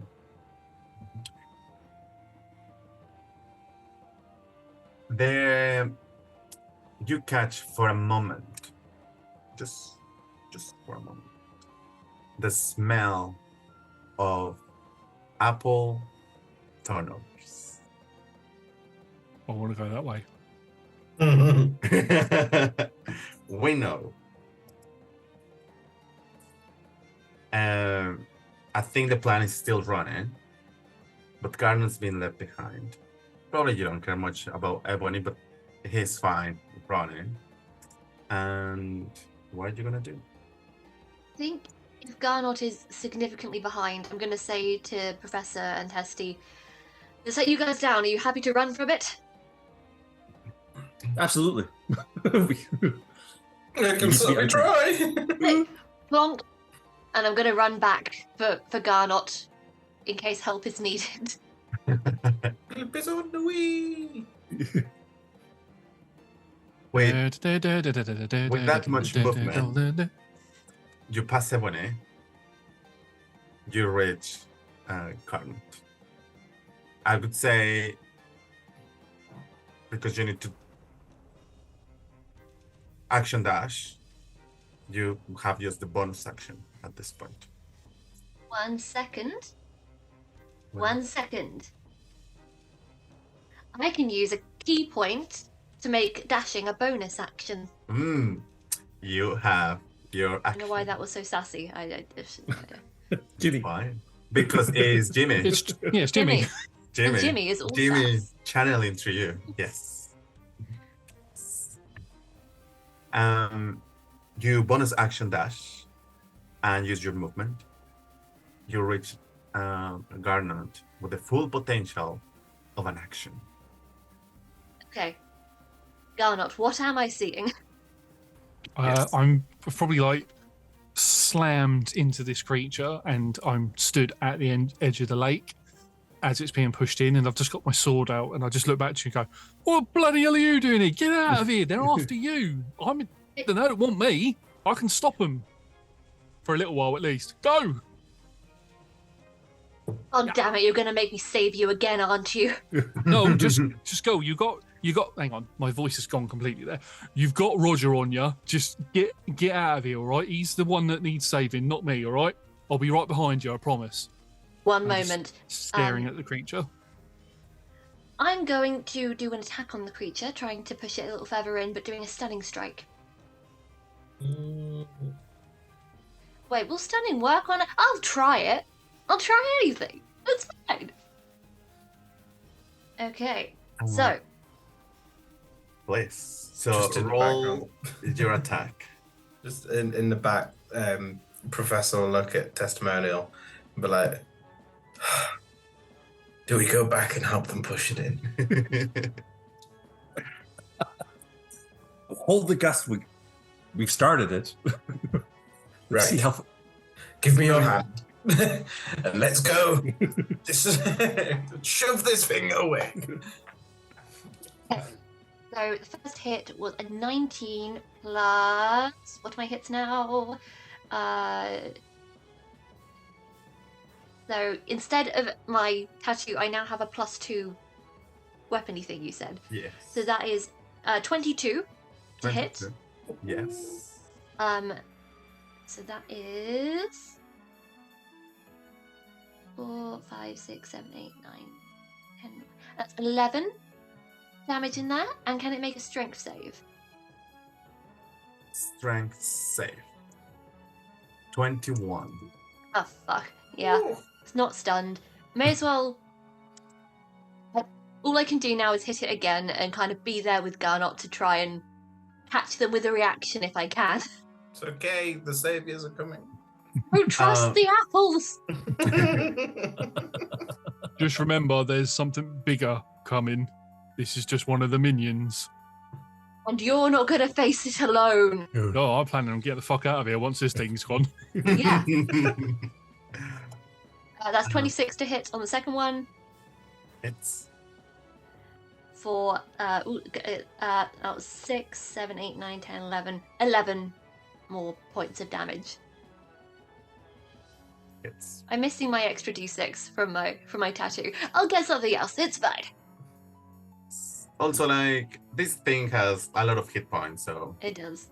I'm hoping that hits will kind of do it in such a way that will put it a bit further into the hole, get it to flush faster. that's the strategy now. Some scales from the physical body start like popping up, but there are several other scales. Now, the wind blows this creature to one direction, and from that similar direction, which is south, let's say, Garnet and Winnow, you hear something. You hear like the sound of an arrow, like a projectile beam. Yeah. And now the big reveal. No, look. You will Winnow does a 16 hits you.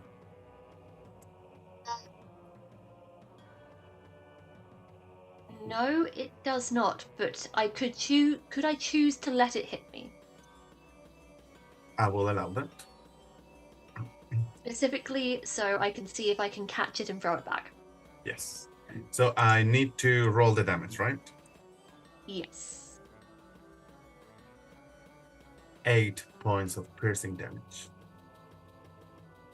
Oh, yeah, that. I reduce it to 0, and I can throw it back. What's the mechanic? It just hits automatically, or do you need to roll the attack? So I would have needed to roll to reduce the damage, and if it was 0, I got to throw it back. But I would reduce the damage by a d10 plus 13. So.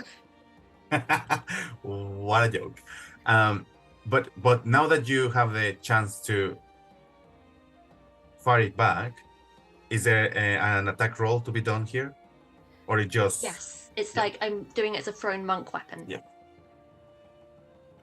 Okay, so not quite a crit, unfortunately, but 19 plus 8. So 37. I'm gonna describe the other creature. Well, I have described Alabaster at this point. You can see this large creature, almost, it looks like a creature made of marble. Perfect skin, really tall, sort of giant-like creature. Like, you know that there is some, you deduce that there is some heritage of giant blood in this creature. Just looking directly to you through the forest with a hand extended after throwing you a javelin. It's a large javelin. It's like a giant size, so like for a large creature, a large javelin. And I will let you to describe me what happens here. Almost like I'm facing the other way, but almost with a sixth sense, I realise, just turn back at the last moment, beard rippling, kind of grab it and kind of do a swing round, heft it back, like keeping the momentum going the entire way. I duck as it comes round. I expect you to duck, otherwise it would have taken your head off. Oh, yes. The javelin flies upon the air, and the javelin hits Alabaster. Alabaster is hit on the shoulder. You can see how if you were hitting a statue, a piece of rock is shattered out. It's in shock for a moment, like, wait a minute, I am the one making the attack, while I'm the one receiving the damage. Looks at you, gives you the look, and continue running towards you. Now, I lost track of initiative. We just had your turn. So next one is the creature. So the big gargantuan thing that is still being sucked upon. Yeah. And the wind is still blowing. Yes. So there's another strength check. So another win, another what? Yeah. Strength. 16. That beats. Good. That passes. So I think at this point the wind is the thing that is keeping it in place to not not letting it getting out immediately completely. I would say at this point the coverage of this creature is not gargantuan, it's just large. So you can see the head and the tail is the only thing that are still outside. Some tentacles here and there, but most of the body is inside the portal that takes us to the Faerun. Now, they will still have to make an attack. But first of all, let's see if they recover the... They do. They recover. You see how they collect some energy in what is like the throat or really close to the mouth. And we'll use again the acid. We know. Garnet, could you please make me a dexterity saving throw 18?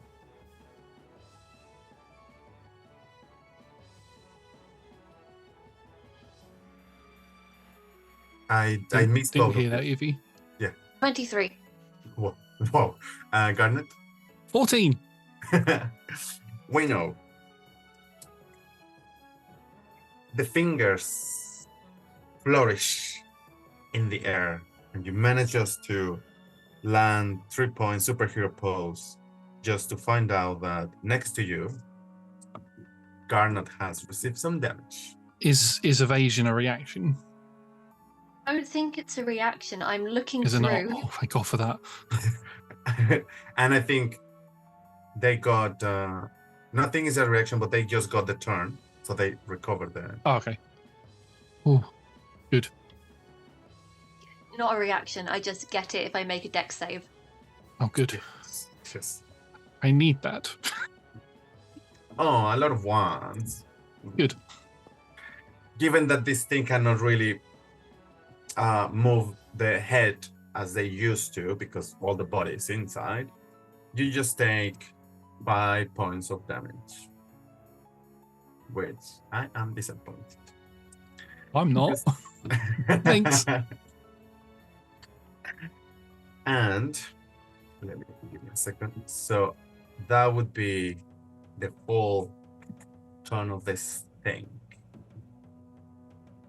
Next on is Professor Jackson. He shouts, shakes his head and says, "Oh, I don't. Oh, right." And then he runs over and he shouts in a more serious voice than you've ever heard him sound ever. Both of you, run away as soon as possible and get out of the way. And he goes and stands right up in front of the this mechanical creature, and this like blue glowing spell begins to build in his hands. I don't want to hurt anybody, so actually, we know you're probably fine. Anyway, let me focus. And starts focusing on this spell as it builds and builds and builds in his hands, and you can see like lightning and stuff beginning to crackle inside of the spell. And I will hold that until Garnet, and the condition would be Garnet and Winnow not being in range. So intrigued now. Okay. Next one is Garnet. I'm going to turn to Winnow. Right. We need to get out of here, right? But you need to trust me, okay? I've been a terrible bodyguard since I started my career. Let me bodyguard now. I'll be at the back. I'm the slowest. Pick up Testy. Get out of here. I'll defend the rear, but I will follow, all right? Oh, you're going to throw yourself into that portal. No, I'm not. If it takes it down, you're throwing yourself into the portal. I've seen you do this. I have done it before, but we've got another thing coming towards us. And if Jaxus is going to attack this snake thing, I'm going much longer. to try and block him, but I will follow you, I promise, all right? I ain't going to throw myself into any danger unless I can guarantee it's going to save you. Get out of here. Come on. Can I I'm gonna- insight check you? Yeah. Oh no. Okay. Okay. 7. I mean, he's being truthful. Oh. And now I'm going to move away from the snake, and so that Jaxus can do. And I'm going to stand in the path of this creature that's running, this big thing running towards us. Alabaster, did you say his name was? Mhm. Yeah, I'm going to stand in its way, but I've got one. I'm sort of turned in a way that as soon as people start running, I'm going to move as well. So I'm going to hold my action to dash in the direction of Winnow, in the direction that Winnow goes, but After. protecting the rear, as it were. Well, it is a roller coaster. Thank you. Next one is testing. I look at Professor Jaxus and I take a step to the side from this big glowing ball. I would.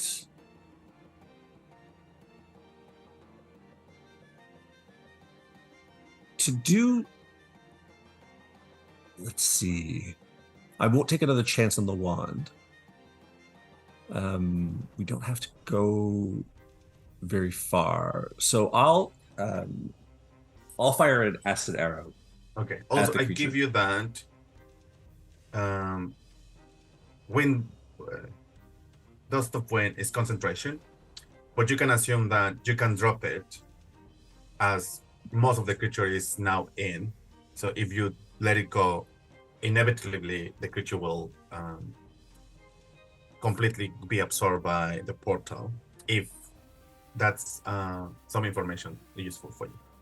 Oh, that is useful for me. Yeah. Okay. So I could estimate. Sure, with that sort of calculation in my running through,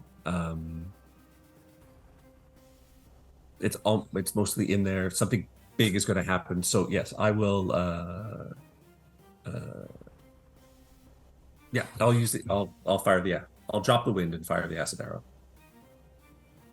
To the snake to the snake. or to Alabaster? Oh, the snake is there being handled. Alabaster is vastly far probably out of range. 15 feet in front of Garnet. Oh, much closer than I thought it was. No, then we're running into danger. So I'll move towards the next danger. So acid arrow at Alabaster.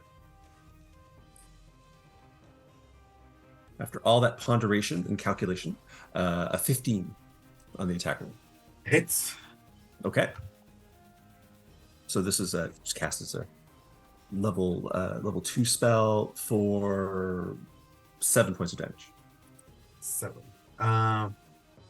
You see they receive damage, but they don't pay much attention to it. As you see how the rock, it just stains rather than take some damage. You know, like, they have resistance to acid, unfortunately.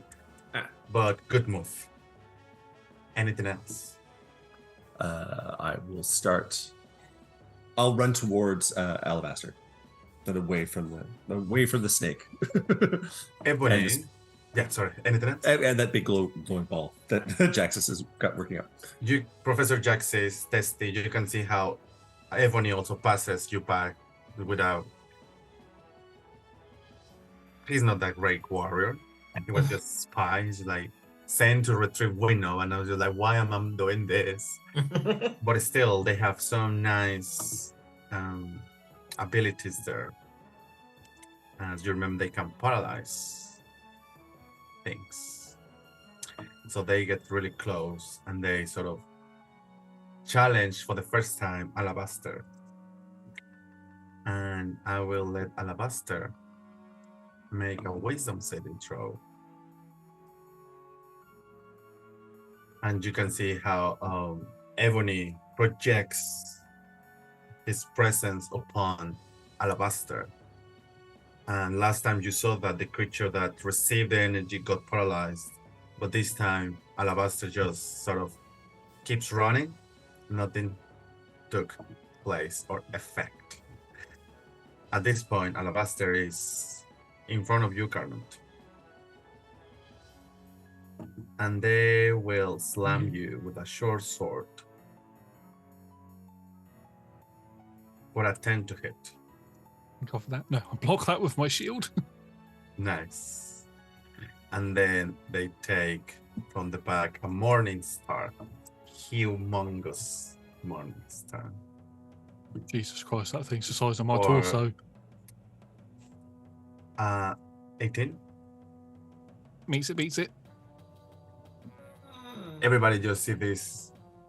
It's a large creature, so it takes a while to go all the way up.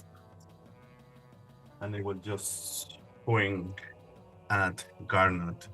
Garnot, at this point, you have a revelation. More of a revelation, a flashback. Tell me Is it about my life?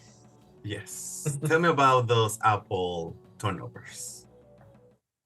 So the smell enters Garnot's sinuses again, and he's drawn back to a day as a child in Waterdeep in a bakery. His mum is behind a counter in what would be a kitchen area. His adopted mother. She's human with long brown hair, and she's got an apron on, and she's covered in all of this sort of pastry dough and all of that sort of stuff.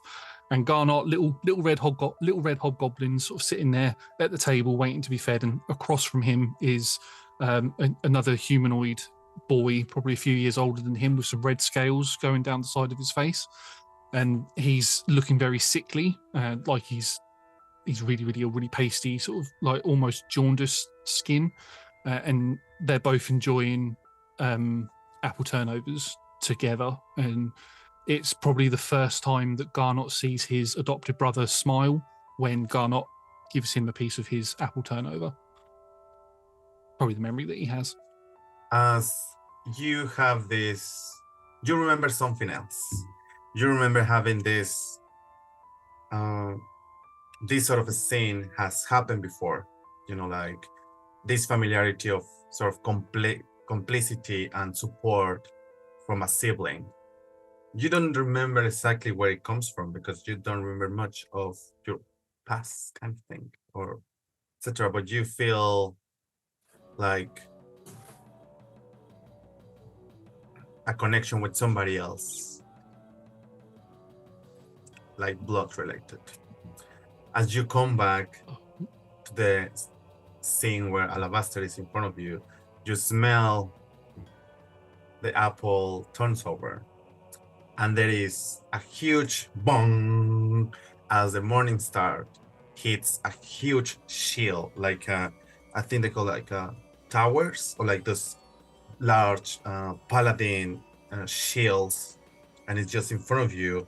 Something is casting a shadow upon you, and the rest of you see this creature. And for a moment, even Roger is like, wait a minute. What are they so similar? And what you see is like a version of Garnot, but in paladin, in full paladin plate. This sort of a paladin plate is more of has like, some of you maybe have heard like maybe Green Knights. So those paladins from the Feywild.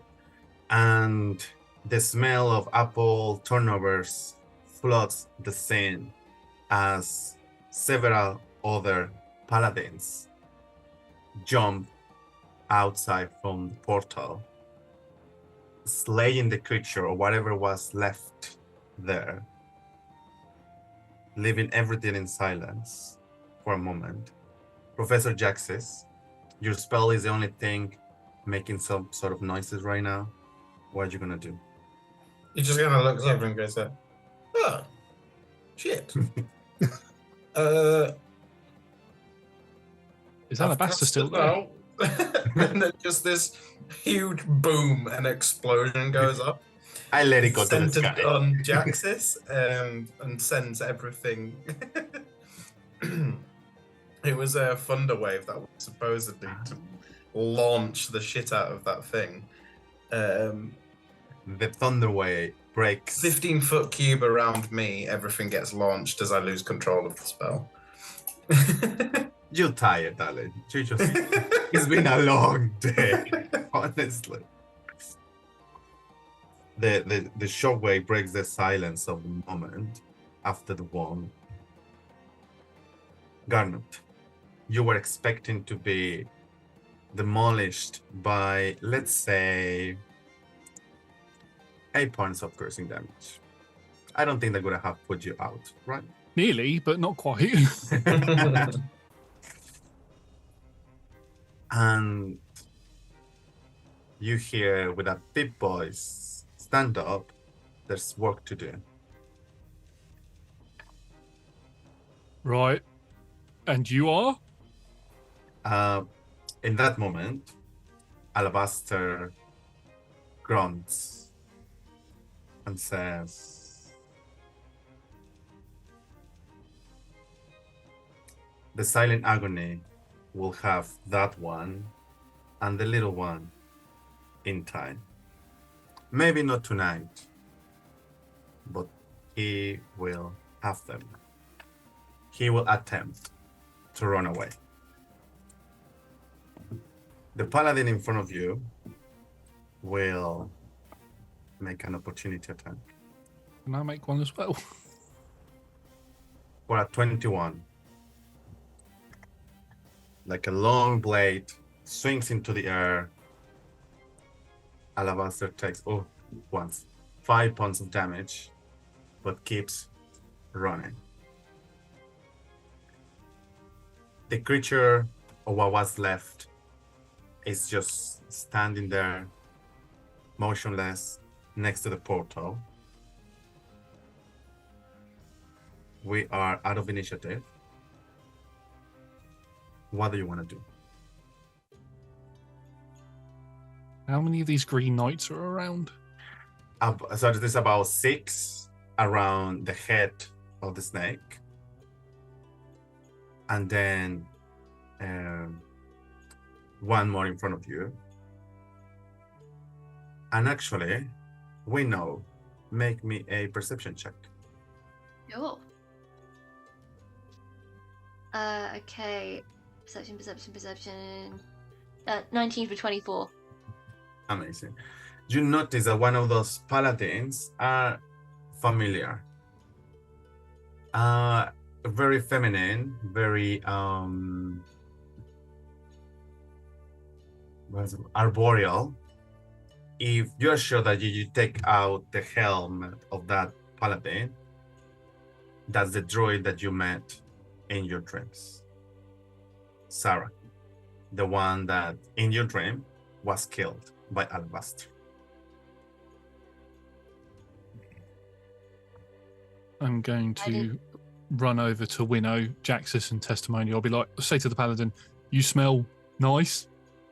Run off and be like, are you lot all right? I think, Professor, I'm all standing. We're in a set piece. Professor, you're all right? You cold? He's just like looks fried. He's just stood there, you know, where his hair's like all over the place, and he's just like, I just want to go home now. What's going on?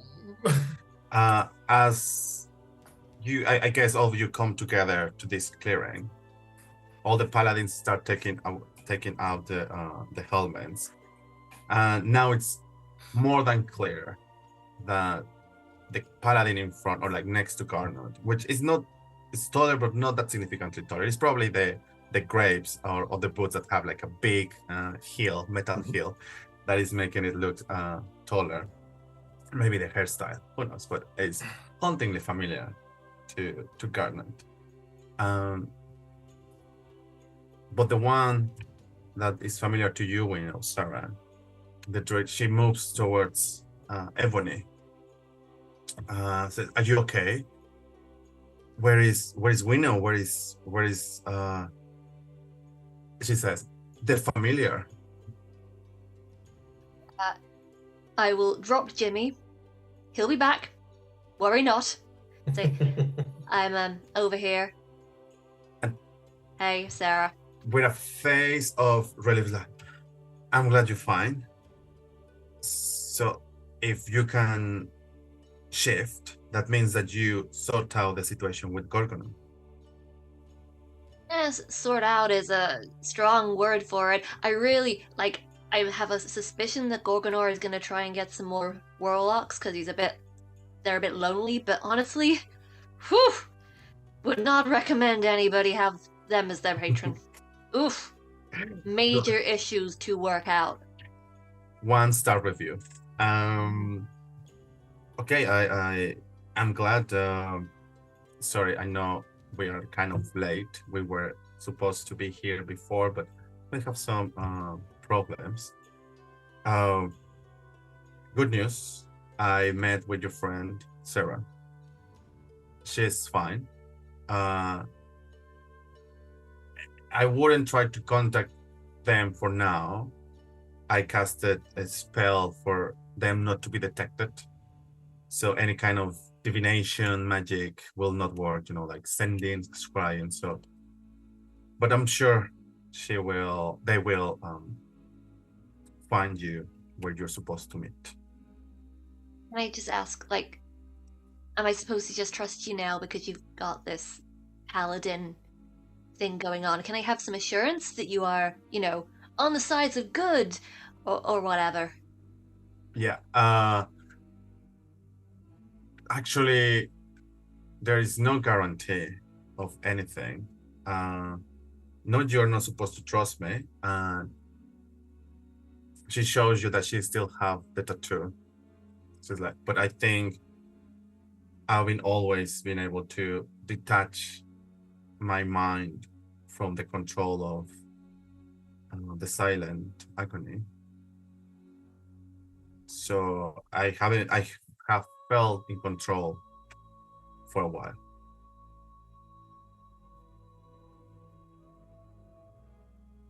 You weren't in control in the dream, though. Sorry, say again? You weren't in control earlier. No, that was Gorgonor's doing. Like, I wasn't in that dream, but I know what Gorgonor was up to. You recognize me. Yeah. We're still all connected. Even Gorgonor is linked to the silent agony. Oh, great. Gorgonor has also a tattoo and is being controlled by the silent one. A hypocrite. They thought they could create this safe space where they could stay forever and away from the silent agony's control and just drag as many people there with them. He tried with others. I think he almost succeeded with you, but I'm happy to see that you are safe. I should introduce you then. This is Professor. Mm-hmm. Hello.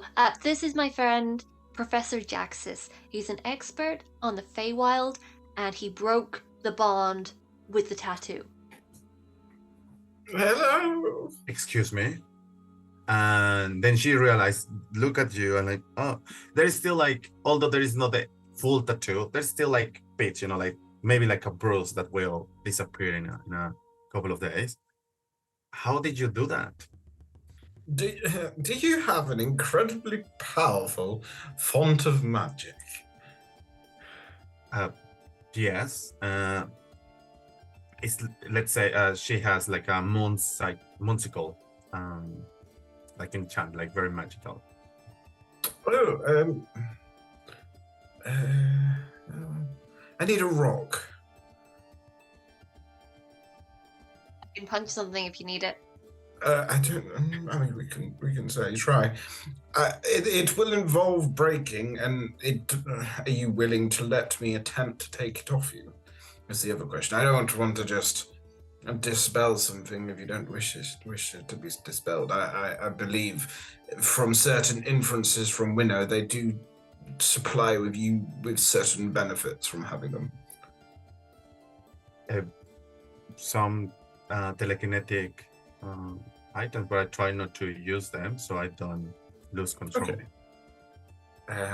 So a scythe probably is a little bit more difficult to break than a staff. Also,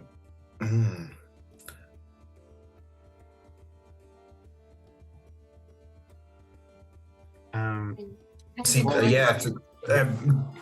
Jaxus would know technically certain magical items are actually in general very difficult to destroy in the first place.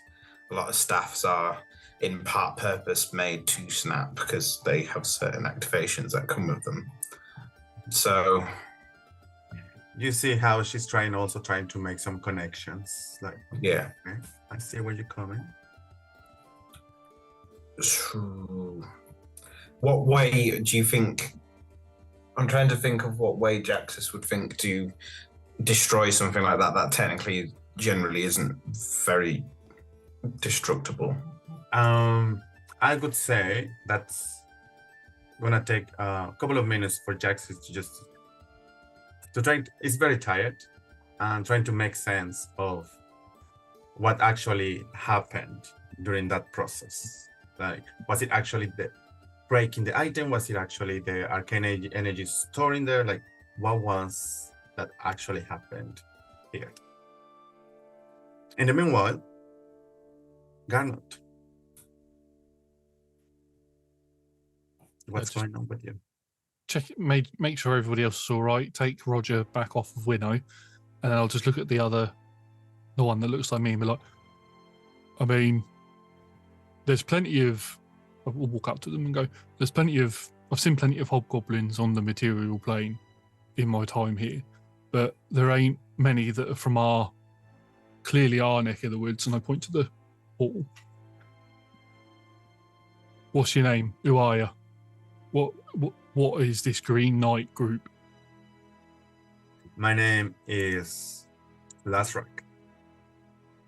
That's a very nice name. It just rolls off of the tongue. What's your name? Garnot. Garnot. Nice name. Feels fun in the tongue. It does a little bit. Takes puts a hand inside one of the bags that has attached on the waist. Do you want some? And offers you some apple turnover. Is that made with Fey apples? It is. Or do you just call them apples in the Fey world? I mean, we call them apples, yeah. I would very much like one, please, and thank you. And the others can see like really familiar demeanors, although you didn't grow up. There is something hauntingly familiar here that it's not obvious for you because you are not looking at this scene from outside. Gives to you the apple tart. He started eating one and looks back to Sarah. Is this the people that are supposed to help us? And Sarah said, like, yes, just give me a second. Apparently this one can remove tattoos. Shock in the face of Lasrak. So you're saying we have a way to combat those things now? No, even better. Now we can turn them back to what they used to be. Sorry. There's been, there is a lot. Allow us to, guys, please make some fire and bring some rations. This evolves into the early rise of the first rays of light. So you can see how there is some light now coming, starting to come to the thick canopy of the forest. They don't attend your wounds, but they give you food and some cover. They give you nice clothes, Professor Jaxus. Your nails are praised and fully complimented. And they're like, we love it. you're still thinking of what is going on. What did I do? To this dinner, or what, early breakfast maybe, or very late dinner, Sarah is like, I know you might have a lot of questions, so let me just try to unravel everything that I know. As I said, my name is Sarah. I got this tattoo long time ago. I guess it's without need for me to say that at some point something happened that someone started controlling all the bearers of tattoos. These eldritch energies started flowing through them. For some of us, it was easier to control them. For others, were more resistant to the influence. Some of us actually embraced the gift, and they are not being forced by the Silent One. They are just happy to follow him. They call themselves the Cult of Entropy, and we've been trying to solve this problem for a while. Now, Professor Jack says, I can't wait for you to explain me how did you do that? Because we cannot do anything. We have captured a few, but we try every single spell that we can think of. But it's just useless. So this is a key moment, Professor.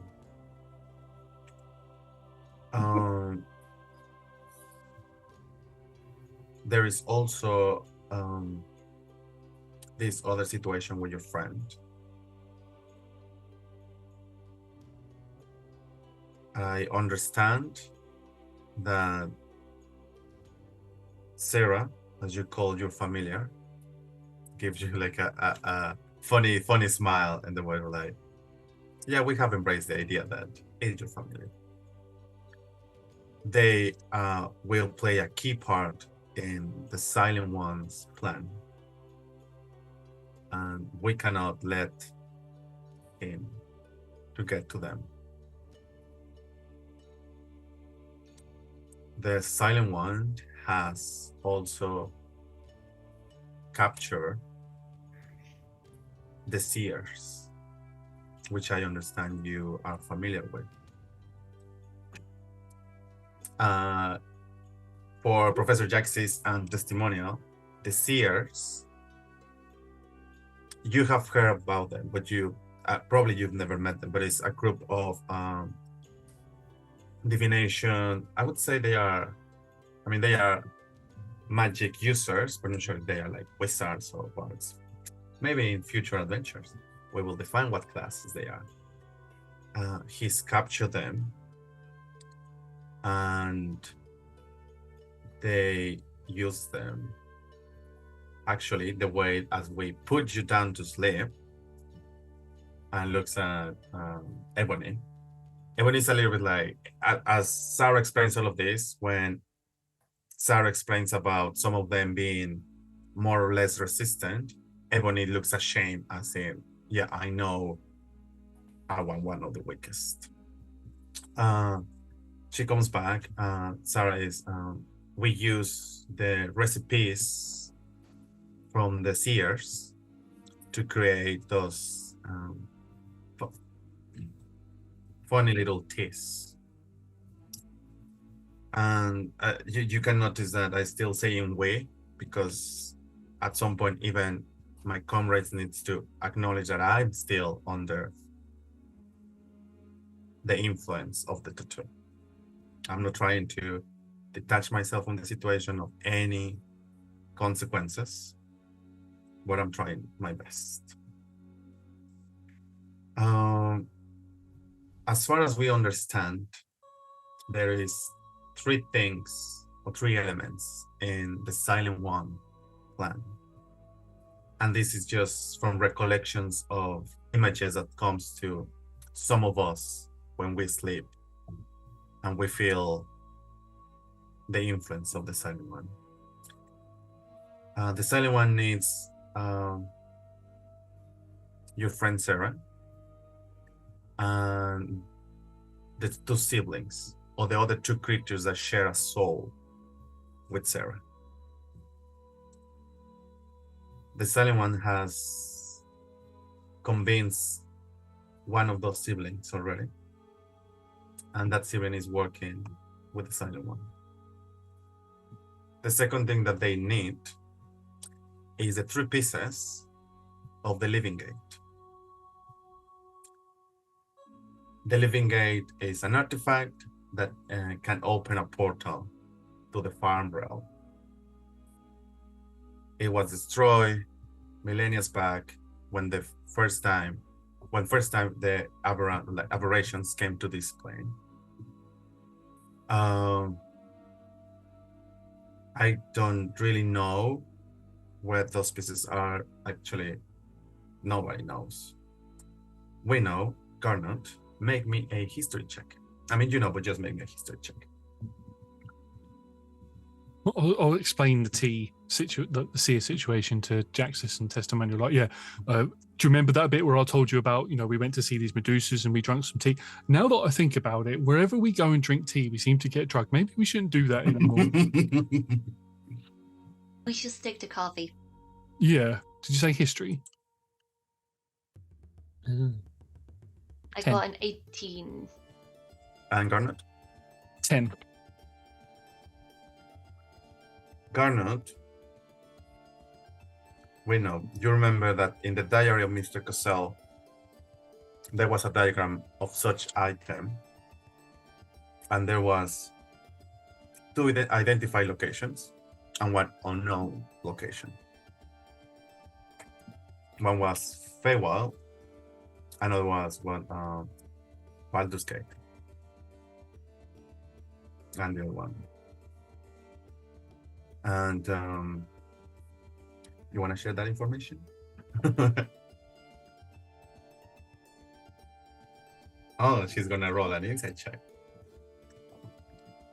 A deception check. Yeah, I guess that makes sense. I don't completely trust these guys, so I guess I wouldn't want to necessarily lead them on, I guess. Yes. Sure. So I roll a 13 for my insight check. What were your deceptions? Ooh, excellent. 18, 19, 20, 21, 22, 23 for deception. Garnet? Oh, I'm rolling. Sorry. I didn't think I got high enough. That's a 19. 9, 10. Great. Sarah is oblivious about you holding upon some information. And then the last thing is obviously he needs an army. Part of it is this cult that follows him.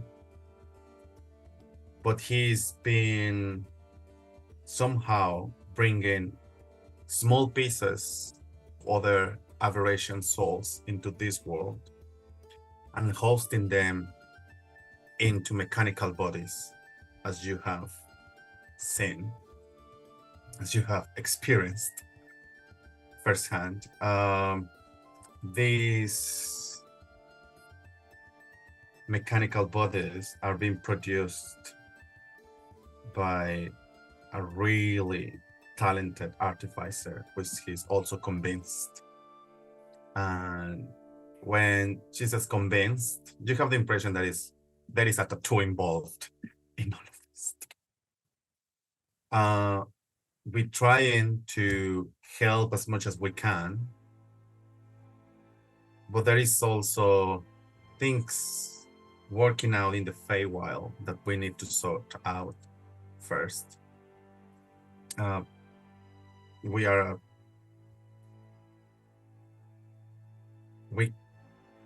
She pauses and she's just like, now she's holding back information. No need for the inside check. So it will be good for us to know that there is allies in this plane to sort this out and don't divide our forces, because there is some situations in the Feywild that need to be sorted out. Now, Professor Jaxus, when Sarah mentions the artificer part of this, that was the missing part of information that you were looking for. The missing part in your jigsaw puzzle.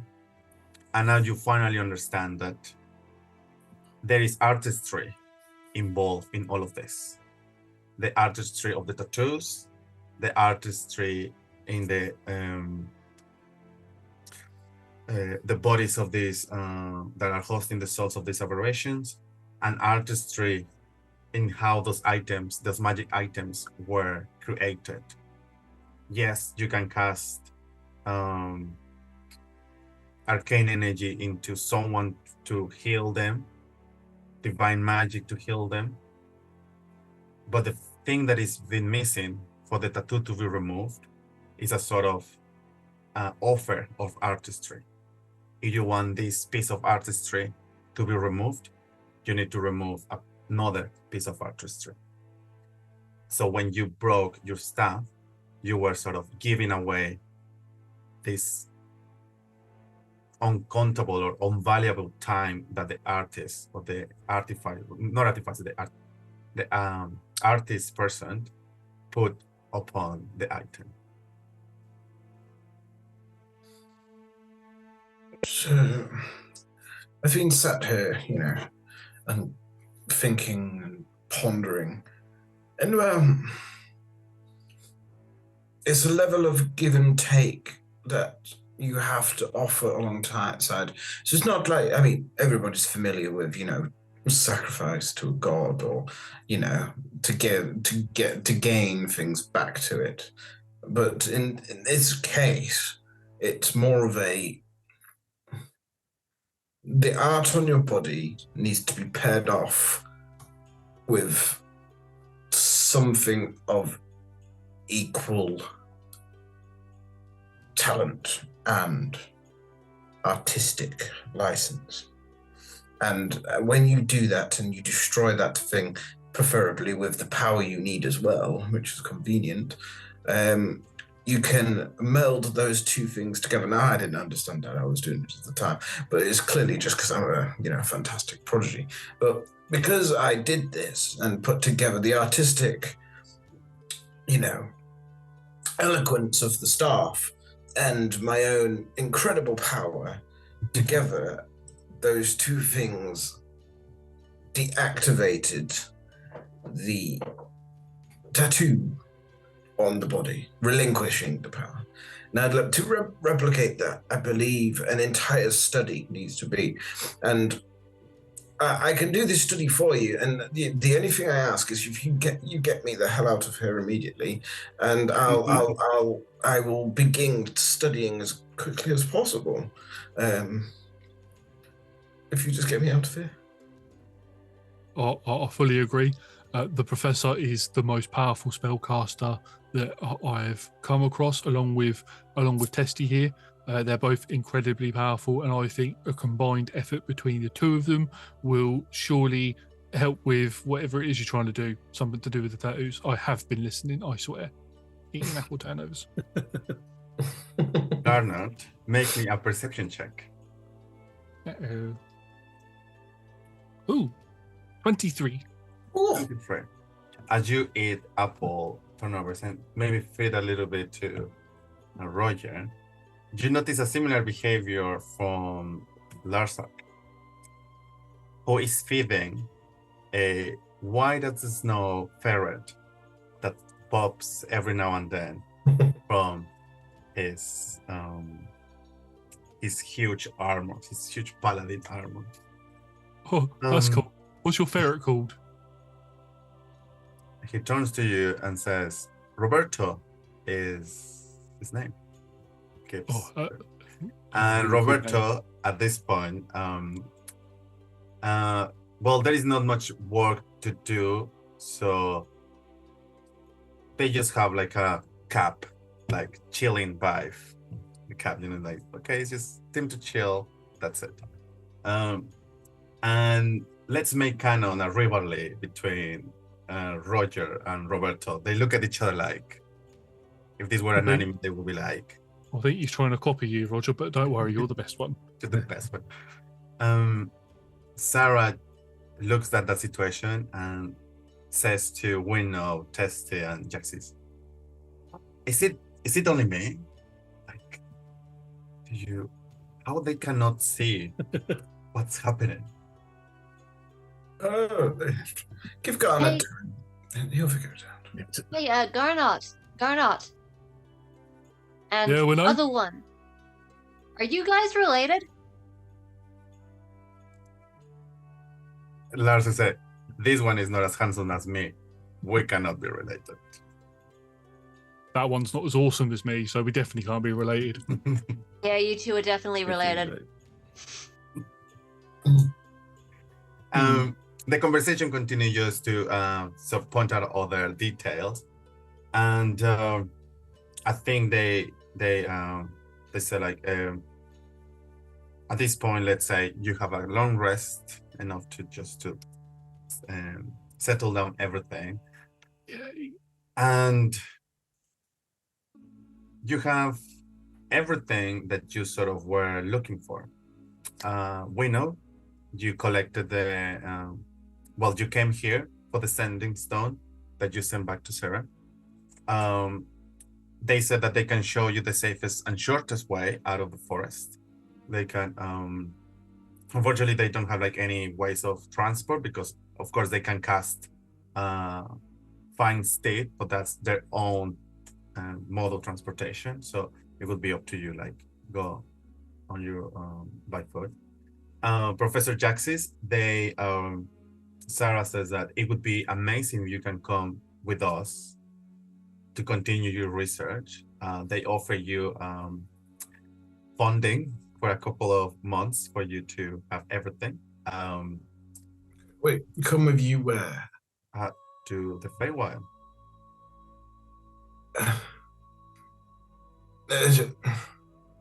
Is there no way I can't do it at the academy, or even at Winnow and I's guild? You could, but we cannot.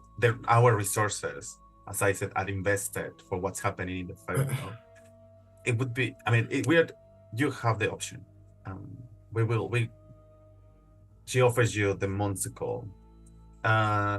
Larsa gives a look like, that doesn't belong to you, but I guess we can say we lost it. Sarah offers you this and says, that's it. But also, in order for you to test your theories, you need subjects, and we have the subjects in our dungeons. It would be for you or another group of adventurers try to capture another bearer, maybe. Test here. Wink, wink. Yes. Yes. But they give you the offer. Talking about testing, you were obviously on your way to Baldur's Gate, which might be a common goal for you and Winnow, as well as Garnet, obviously. But when Jaxis was talking about all this artistry and etc., and thinking of your tattoo and the situation with Winnow, you mentioned, you remember that you know other really talented tattoo artists in Baldur's Gate that might have some offerings or some options for Winnow now that they don't have tattoos. So maybe there could be some sort of new one coming. Well, and also as part of the experimentation, I mean, it's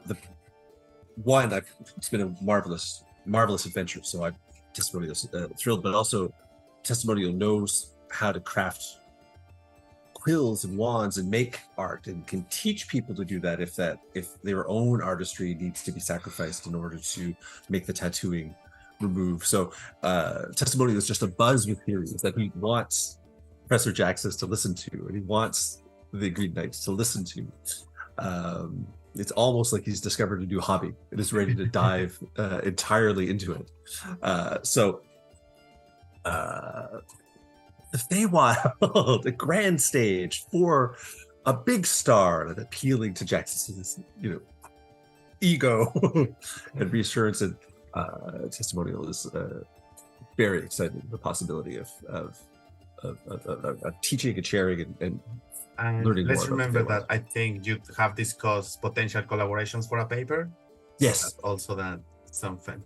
That's it. And I mean, obviously, I could second bill it. Like, obviously, it would be supporting your vision. I'll write all your drafts. I can be your editor. Garnet. Lars said, while you are eating and all this conversation is happening, and they are pointing out how familiar you are, he says, okay, I'll give you that. Even if we're not related, you have skills, yeah, and for what I could say, a big heart. Like, that's something that our order is always looking for. If you want to join us, I mean, we always have space for new interns. But also, like, you look like a free soul. I don't think a uniform is for you.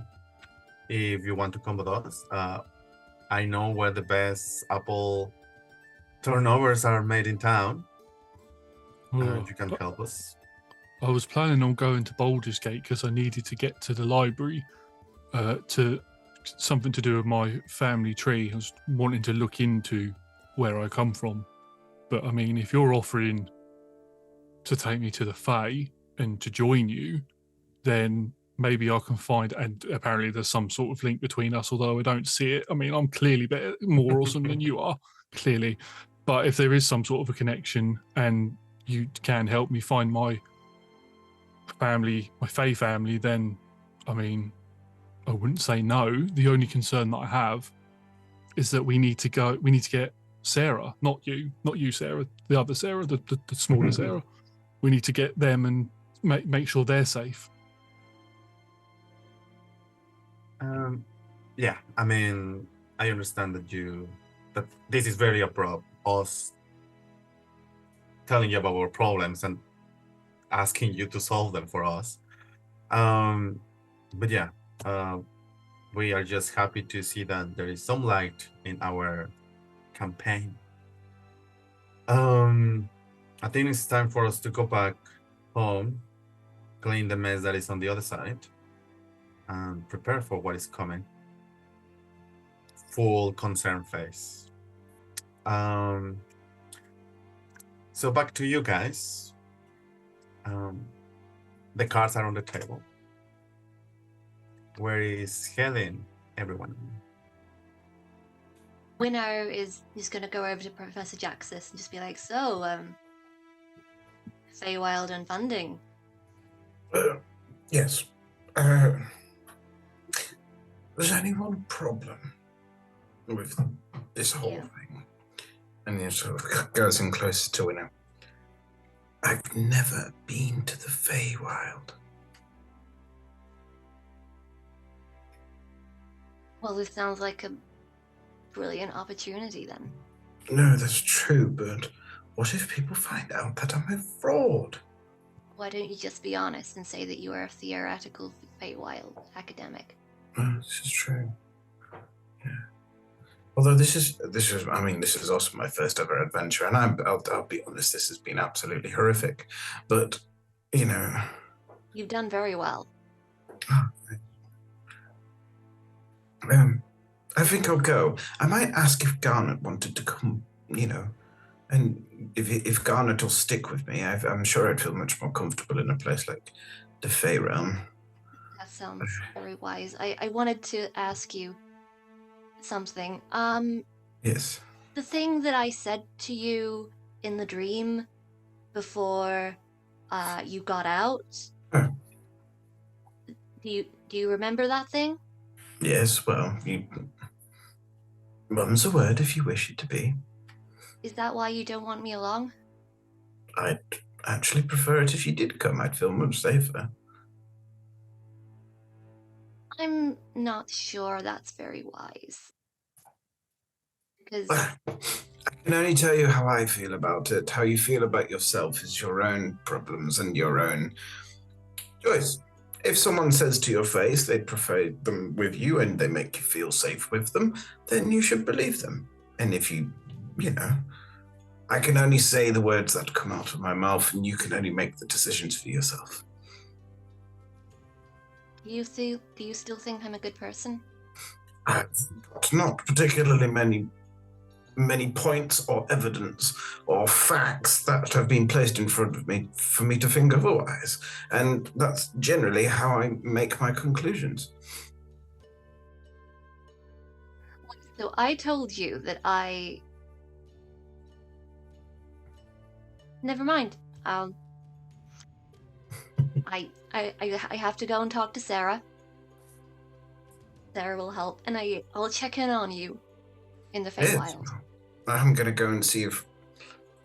Well, I was about to say trick Garnet into protecting me, but actually I think the better path is just to see if I can actually join him and him join I. Remember, with Garnot will sacrifice himself at the slightest opportunity. Remember, who guards the bodyguard? You should put that on a t-shirt. I'll slip a note for Roger so that we remember. Business ideas. Who guards the body Garnot? And then he kind of wanders over and he's like, Garnet, my good fellow! And like just Professor Jaxus. And before you even say anything, there's an apple turnover in your mouth. Try one of these. What do you think? Yeah.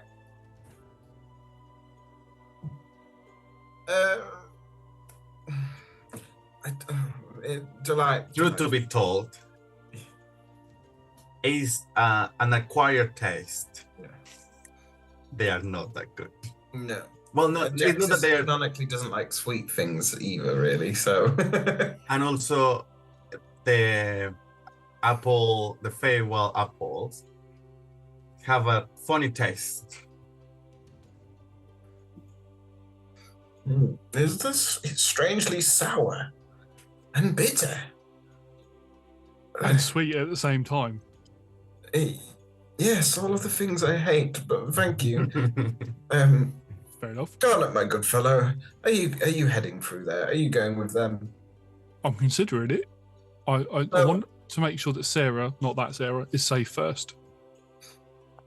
Well, how about this? I'm very scared to go in there, but if I knew you would be coming along later, maybe even if you could bring Winnow with you, go help Sarah, help Winnow help Sarah, and then come to me and protect me with your life. That sounds good. Yeah.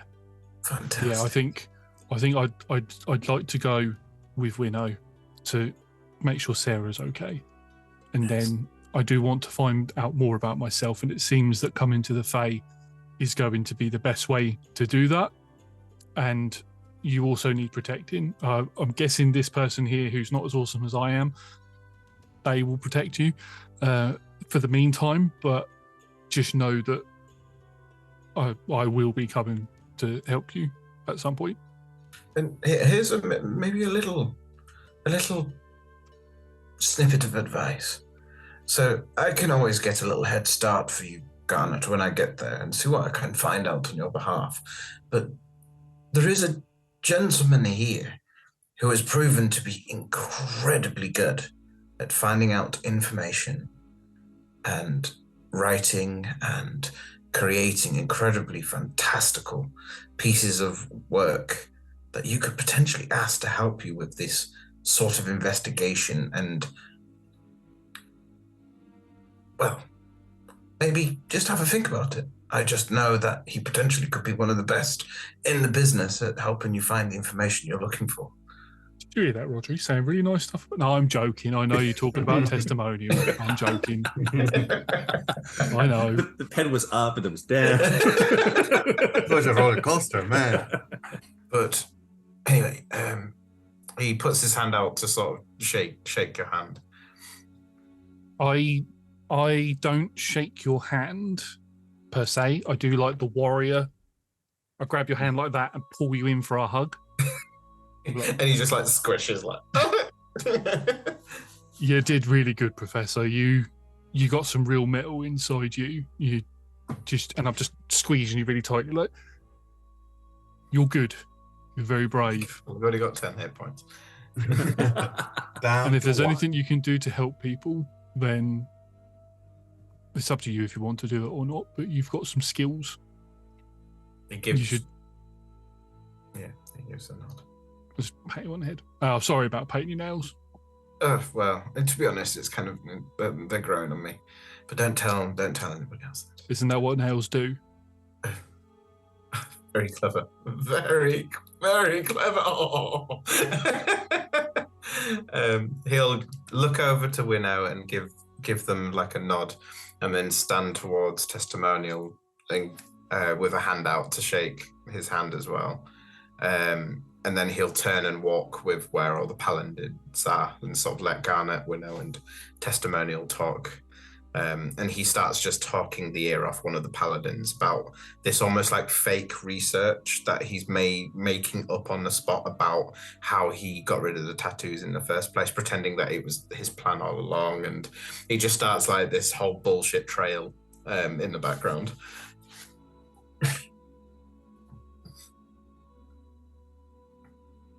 With that, I think. Oh, sorry, Testimonial. You've been taken on a roller coaster of compliments and then not so much nice compliments.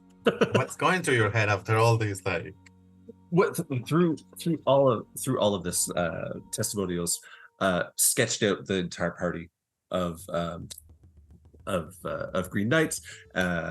Is delighted to know that he's going to go to the Feywild. There's something more to discover. Pen materials. That could wait for a different trip to Baldur's Gate. There's a new adventure and a new stage there, and couldn't be more thrilled about what it all takes, and knows that if it ever comes to fisticuffs, he had one lesson from Winnow, so he's all ready to. He feels more prepared than ever. So as the Green Knights re-equip, gather everything, and start jumping into the pool, who else jumps to the pool?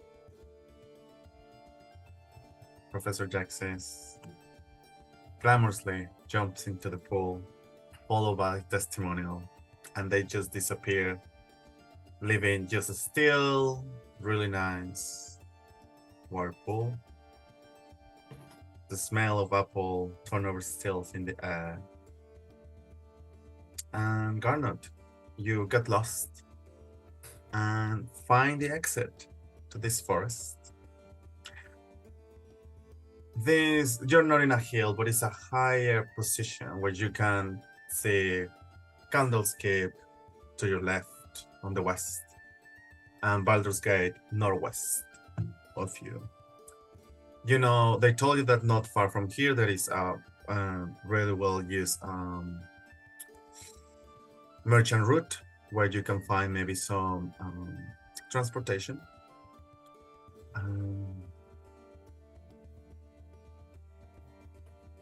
What's next? I just look to Winnow. Right, so we're in agreement. Stick together. We get Sarah.